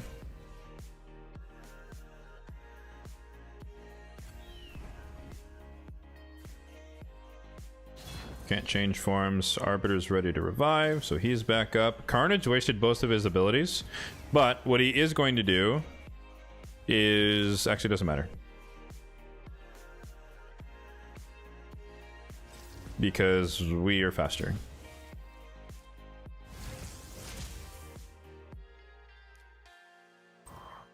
Wow. What a throw. That's crazy. I mean, we take those. Wow. Well, like I said, guys, sometimes people zig when you think they're gonna zag.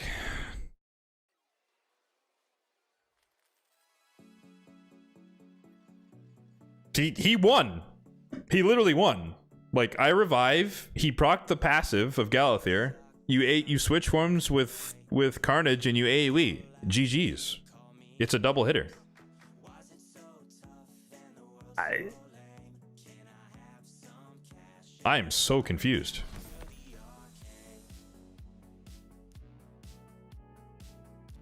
We could probably Chaos War that one. Don't care about the 5-star. 5-star Zeal. Ooh, that could be useful. Hey. Because I have what's the set? Killstroke on my Harima. 2-piece. And the speed is nice with the crit damage, but I think you get more damage out of Zeal than you do at a Killstroke. Well, no, obviously you do, because you get more It's crit damage plus damage. What am I saying?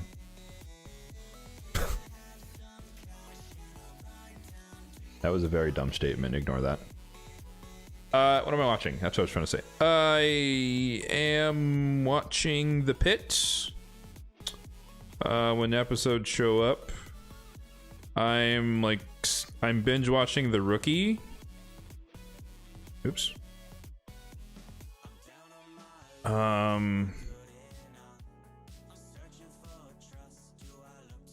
I finished like season 1 of Jack Ryan. I'm behind.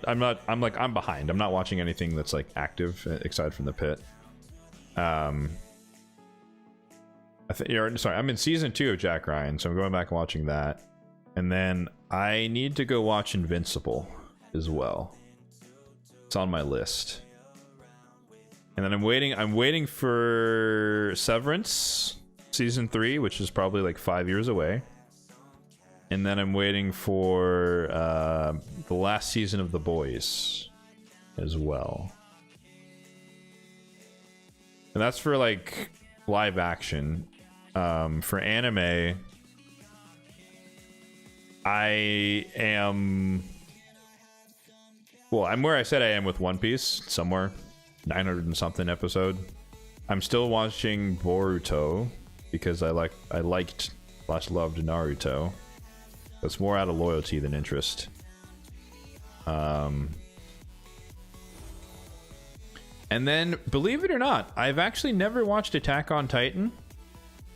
And I've heard a ridiculous amount of endorsements. So at some point, I need to sit down and watch all of Attack on Titan. So that's my very long short list of shows. All right, 5 more. 5 more fights and we'll call it a day here. The Pit is nice. Oh, I love The Pit. I think season 1 of The Pit's better than season 2 so far, but we're only in episode 9, I think. So the jury's still out. But I think it's hard to beat the initial appeal of the show. Like they're, I'm not even gonna venture to say they're trying to recreate it. I think they're going in a different direction. And it's very meta. Season 2 is very meta without spoiling anything. But I don't think it's so far. I don't think the season's better. But I'm invested, so it doesn't really matter.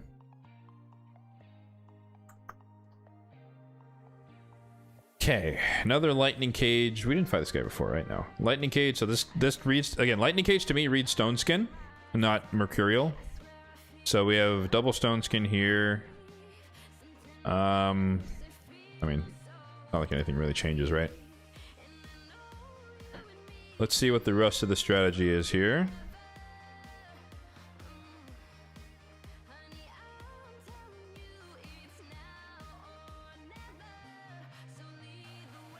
I swear to God, if he goes fucking Lady Noelle Tormund or some shit, like, we're not doing this again.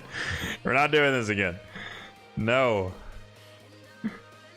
Don't you dare.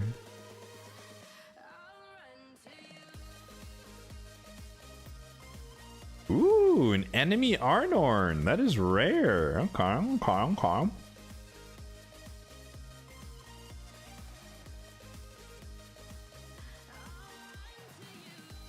So I have control right now.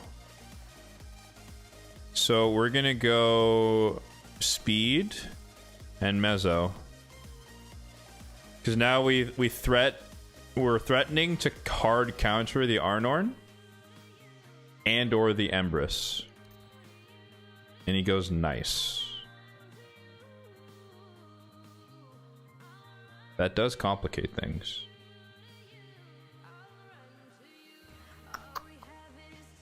Okay. Okay. A wand, but no chain breaker. So we'll have to take our chances and try to CC the nice.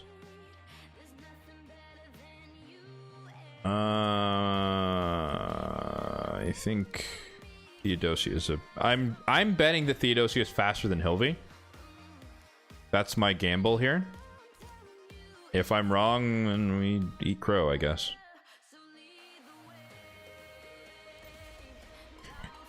You watch, or Baruto is not impressed by it. Again, I'm watching it out of loyalty just because I like the universe.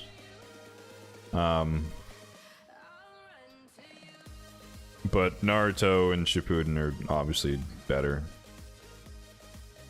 God, what's our kill order here? I don't know. Because there's the right way to do this and there's the wrong way to do this, and it really depends on what his team has. So I'm gonna go with positive intent, and then we're gonna kill Empress. And then we're going to pray that this is not a reaction. Well, no, he's in Feral. If he's in Feral Savage, the odds of him having reaction are very low. Okay. GG's. I overthought it. It's simpler than I thought. Yeah, if he's in Feral Savage, reaction is possible, but the odds of it saving him there on a triple hitter is extremely unlikely. It could happen, though. You could get really unlucky, but the 25% chance proccing 3 times is... That'd be crazy. I feel like we're on a tear today, guys. Am I crazy? What do we have, like 2 losses or something? 2 or 3 losses?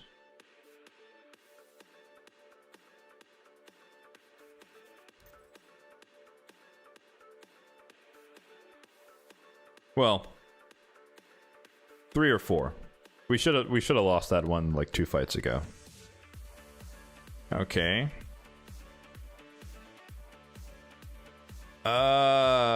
Brimstone Hilvey is not scaring me. So I think, oh yeah, he's a lower level. Okay. Like, that's a weird choice.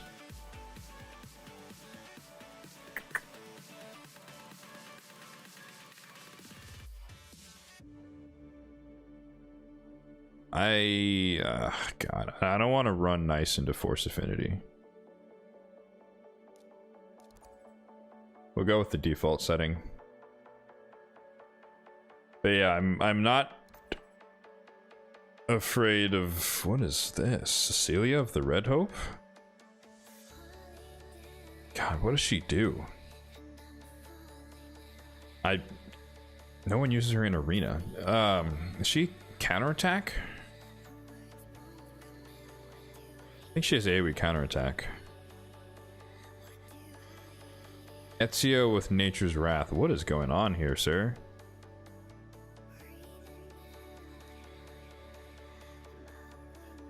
Does anybody want to help my guy out here? Who's struggling to build his champions? Watch us get bodied. As we're talking shit. I'm very confused by this draft.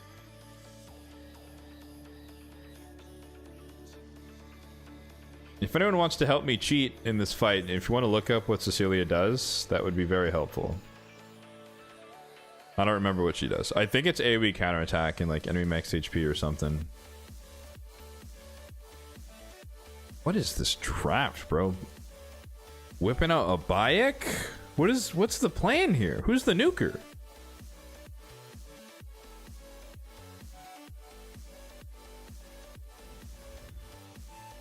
I don't understand. Is she about to nuke us into oblivion?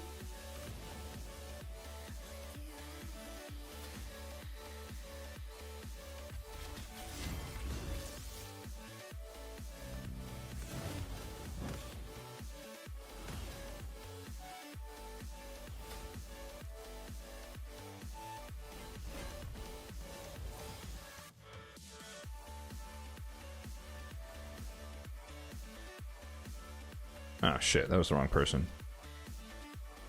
I thought since I removed all the increased accuracy, we'd be fine with increased accuracy on Harema, but apparently, oh, protection. I should have went for Arbiter. Well, actually, it wouldn't matter.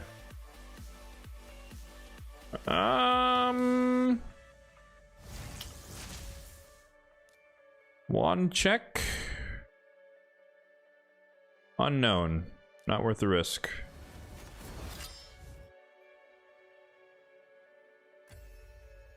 We know Marius can crit though. Oh, he has. Oh, dude, people, guys, you gotta get rid of Evil Eye, man. If you're gonna use your champions in arena, you gotta get rid of Evil Eye on your masteries, man. You can't do that into Marius. PSA. I mean, he's probably gonna lose anyways. I don't even know who even has it. I don't even know if anyone has it on my account.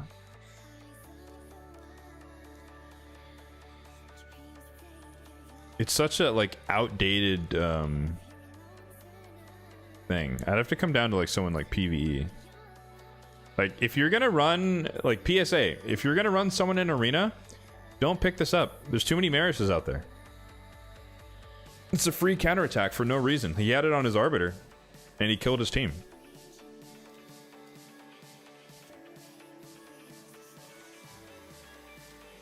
Like, again, it probably didn't matter in that fight. He was going to lose no matter what, because Marius was going to take a turn. But, like, don't make it faster, you know? But in some other fight, that might actually make a difference, where, like, he might have won, then he just A1s the Marius and dies. Like, that mastery should only be used in PvE, in my opinion, nowadays.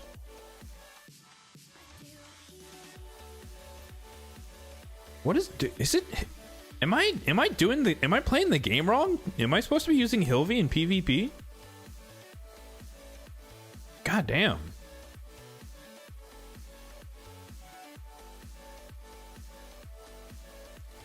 Let's change it up. Let's go Empress instead of Marius.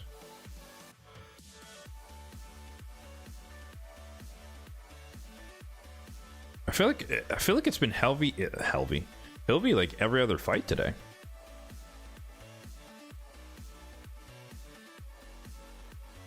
I mean, she's good. I'm not saying she's not good, but mine's optimized for mine's optimized for PvE at the moment, but I do have her in 3-piece supersonic. So my plan is to have like a hybrid Hilvi, where like she can be in regen for PvE, and then I can flex into using her for PvP. Excuse me, with the cut-in build.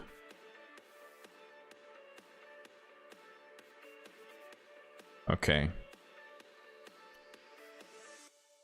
This is scary. Temporal Chains makes me think Supersonic Hilvi, which means Sify is a bad choice.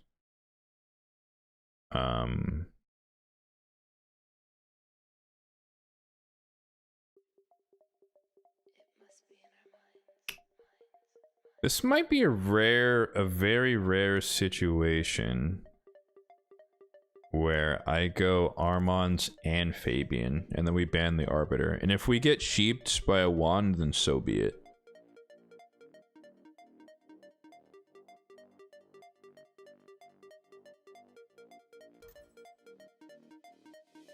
Shit. Okay.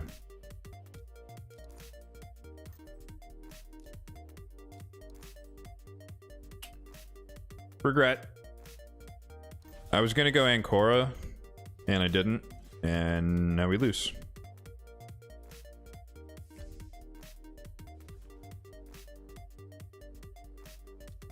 Unless we just don't get frozen here. Oh, we got lucky. Okay. Very lucky. Oh. Never mind. Aspect to Seroth. GG's.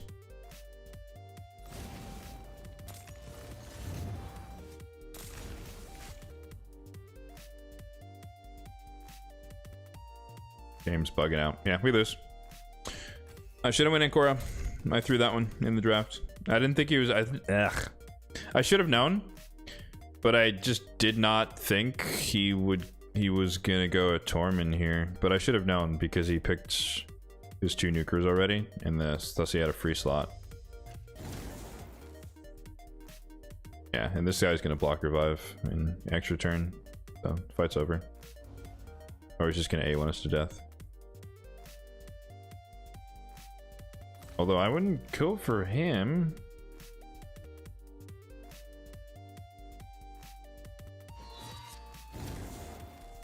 Dude, we're like breaking the game right now. I'm so confused.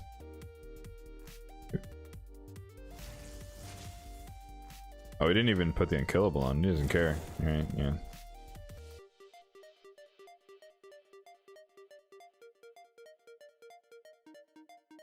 Oh, the night's been going so far. He'll be torn has been popular. Yeah. Yeah. I should have anticipated that one. Oh god. 17k? Jesus.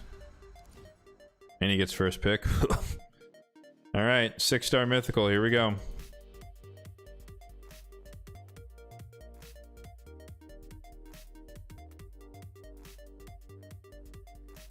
Yeah, no, yeah, if I had Ancora there, we might have been able to actually do something. Oh, 6-star Marius, okay. I don't think necessarily we would have won off rip, but we wouldn't have missed a couple of important turns there. And we would have been able to do something a bit more. Yasu, like, people don't pick him that much, but he is really scary. Like, that A1 and the passive with the splash damage, it does a lot of work. And, like, he's also somewhat lockout proof, depending upon the scenario, because you can just A1, extra turn, A1, extra turn, A1, extra turn, and you kill the entire team. Or reset your skills by taking extra turns. Anyways, alright, what do we got here? Stone Skin, Savage, Empress most likely, Stone Skin, Savage, Marius most likely, a Speedish Armons, who we can probably ban and probably will ban. We can go two ways here. We can go our Speed Mezzo comp. Block Revive on Empress. And then deal with the Marius.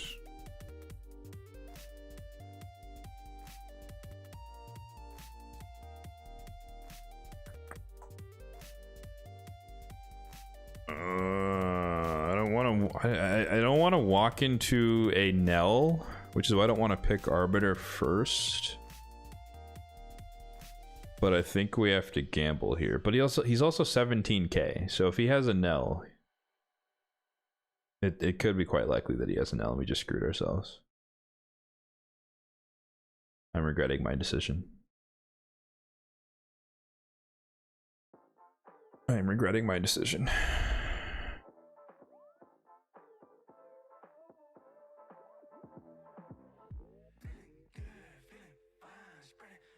He needs a reviver though.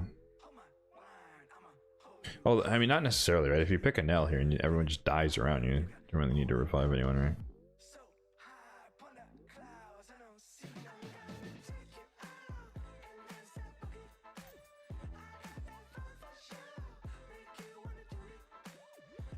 Interesting.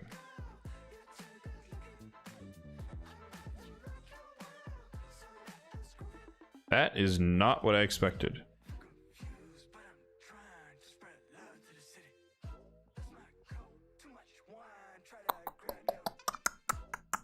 Okay.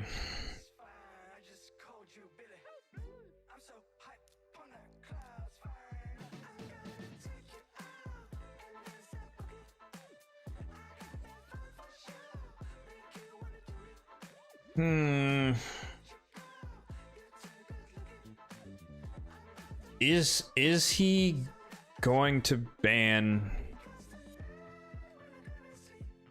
God, is he gonna ban the Fabian? He has to. If he bans the Fabian, this is the right call. Okay.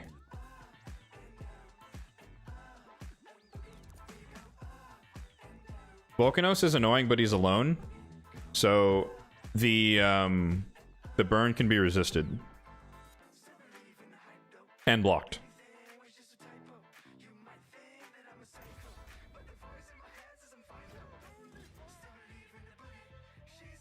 We're not out of the woods though, because Armons could still take over. It just kind of depends here, but we can take out the Empress.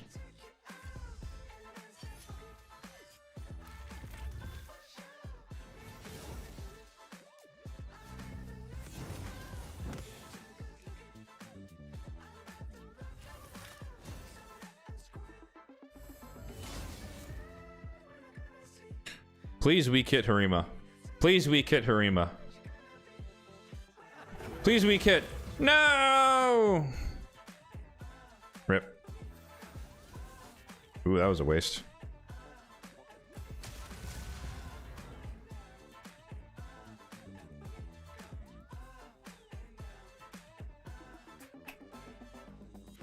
Well, we don't have a choice here. So he kills everyone.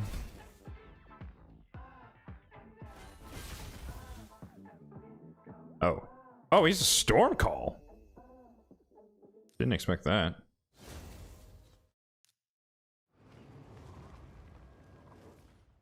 Here, we don't have a choice. We gotta risk it. Okay, he's dead. Oh, he has pinpoint on. Damn it. What the heck? He didn't crit? Is he not built for damage?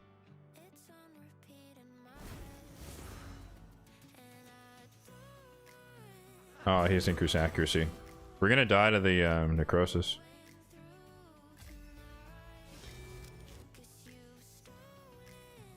What? He weak hit.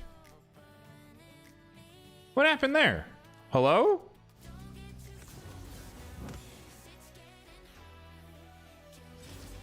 How did he weak hit and still do it? Does he have the temporal stagnator on?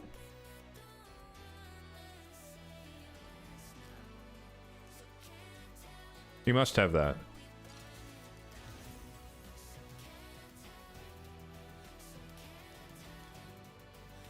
Where is it? Yeah. Okay.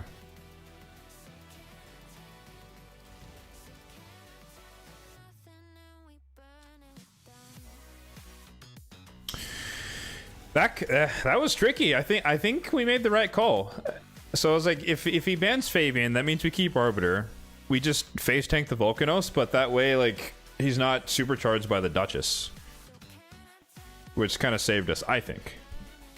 But that's knowing me, or knowing that I could kill the Empress, we don't have to deal with him, and then it's just slowly deal with the Marius. But the Marius didn't hit hard. Like, he didn't kill. He only killed Mezimel with his AoE with increased defense.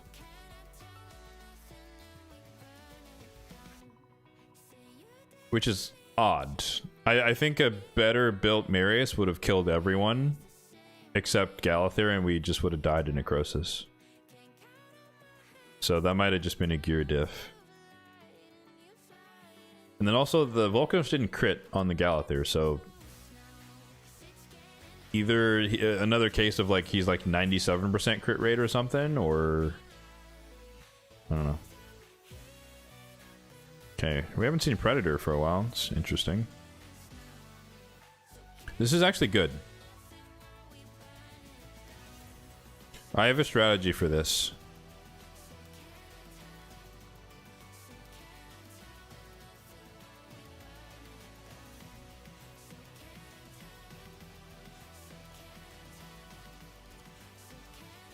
So this is part one.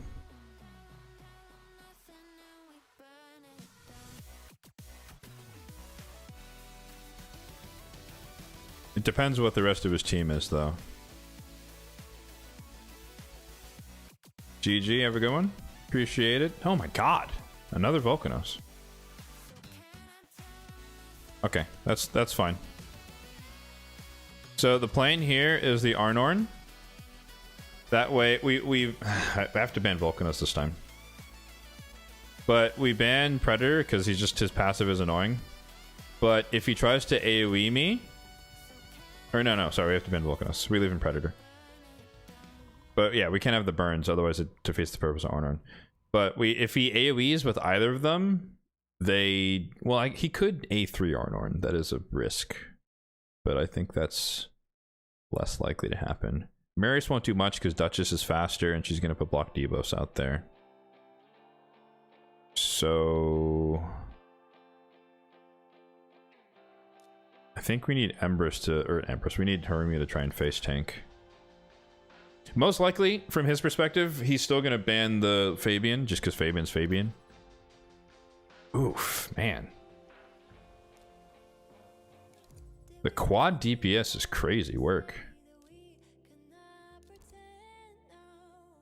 We'll see. I don't know. It depends on the order of his champions in terms of speed. If I mean, obviously Duchess is the fastest, but I don't know.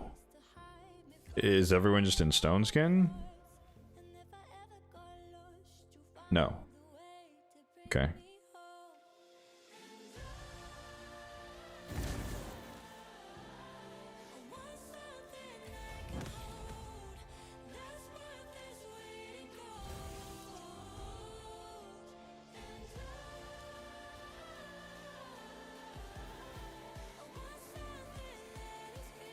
Wow, they are super slow.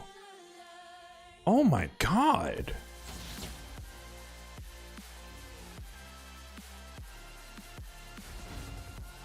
Wow.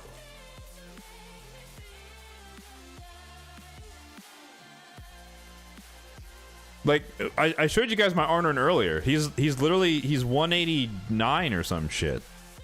They are super slow. So this was the right thing to do because he procs the passive. It doesn't do anything because it hits stone skin. But the one advantage we have here is that we haven't used Galather's A2, and Predator did not get a kill, therefore his evasion is gone. But we're gonna die here. Or we're gonna take damage then, not die. Or what the fuck was that? What the hell?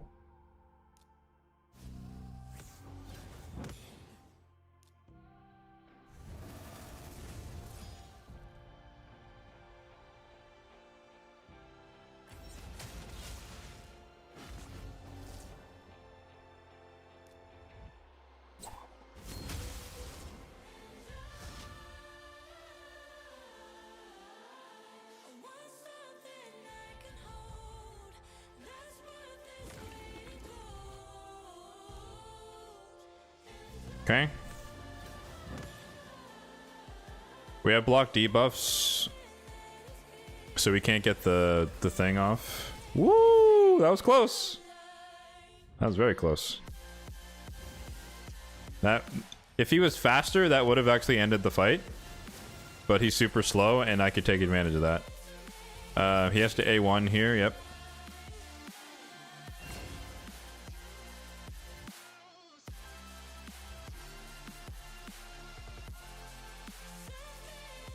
Does she have lightning cage? She doesn't. It's not worth the risk of changing forms on Galather, though.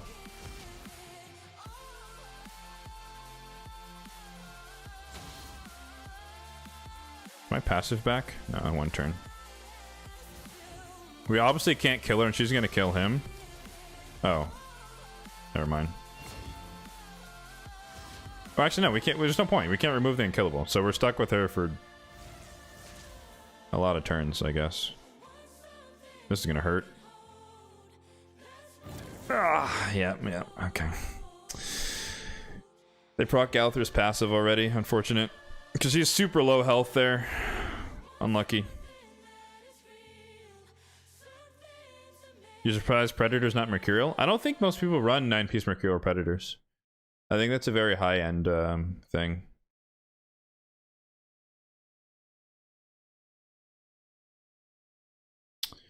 Yeah, he's just super slow. That's all that was. Like, his Geralt took 2 turns. You know what I mean? Like, what do you do? Like, she has 3-turn unkillable, and she took 2 turns in the entire fight. Okay, well, is what it is.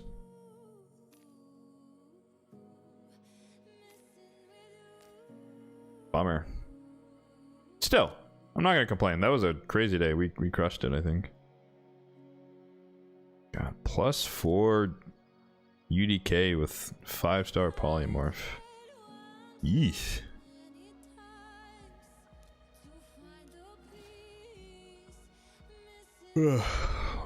Oh man. About to get sheeped. Oh, we didn't get sheeped. Sweet.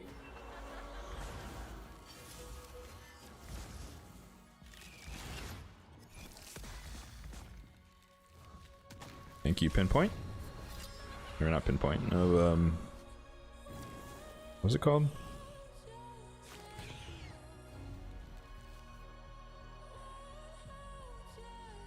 Intercept.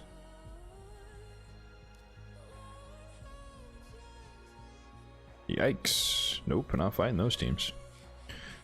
Alright. Let's do a little bit of champion training. So that's my active focus at the moment.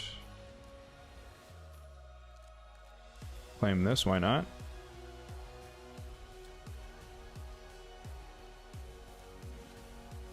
And then I will also look on the Twitch and see if we got someone to raid for the Twitch peoples.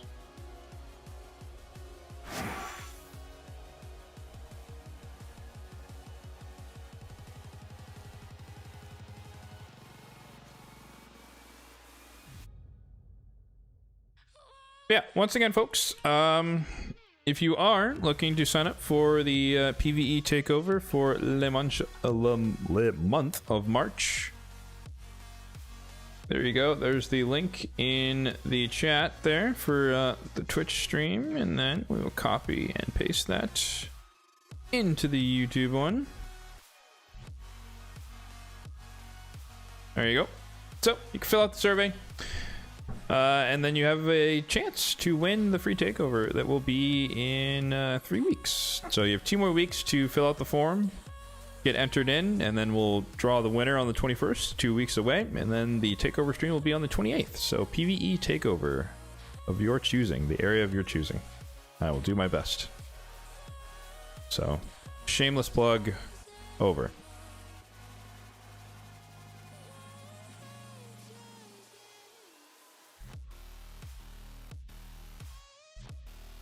Okay.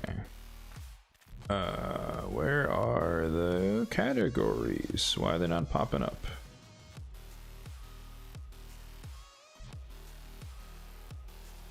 What the heck is this? Twitch? Hello? Where's the categories thing? Oh, I scrolled past it somehow. Wow, I'm blind. Okay. Good to know. My glasses are useless. Ooh, we can raid Layla. Raid one of the big names, yeah? Let's do that. Unless you guys want to raid Briggs. I'll let you guys decide. Layla or Briggs?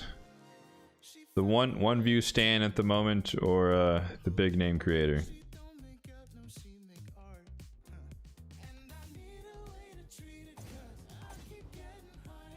First person who votes gets to decide in the chat.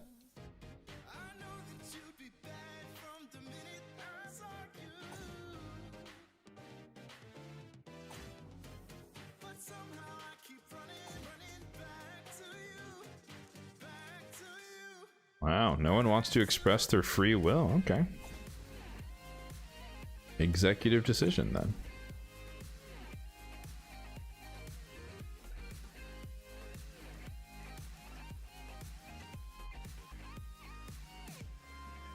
Alrighty. We are going to raid the bigger name for the hashtag exposure. At least for today.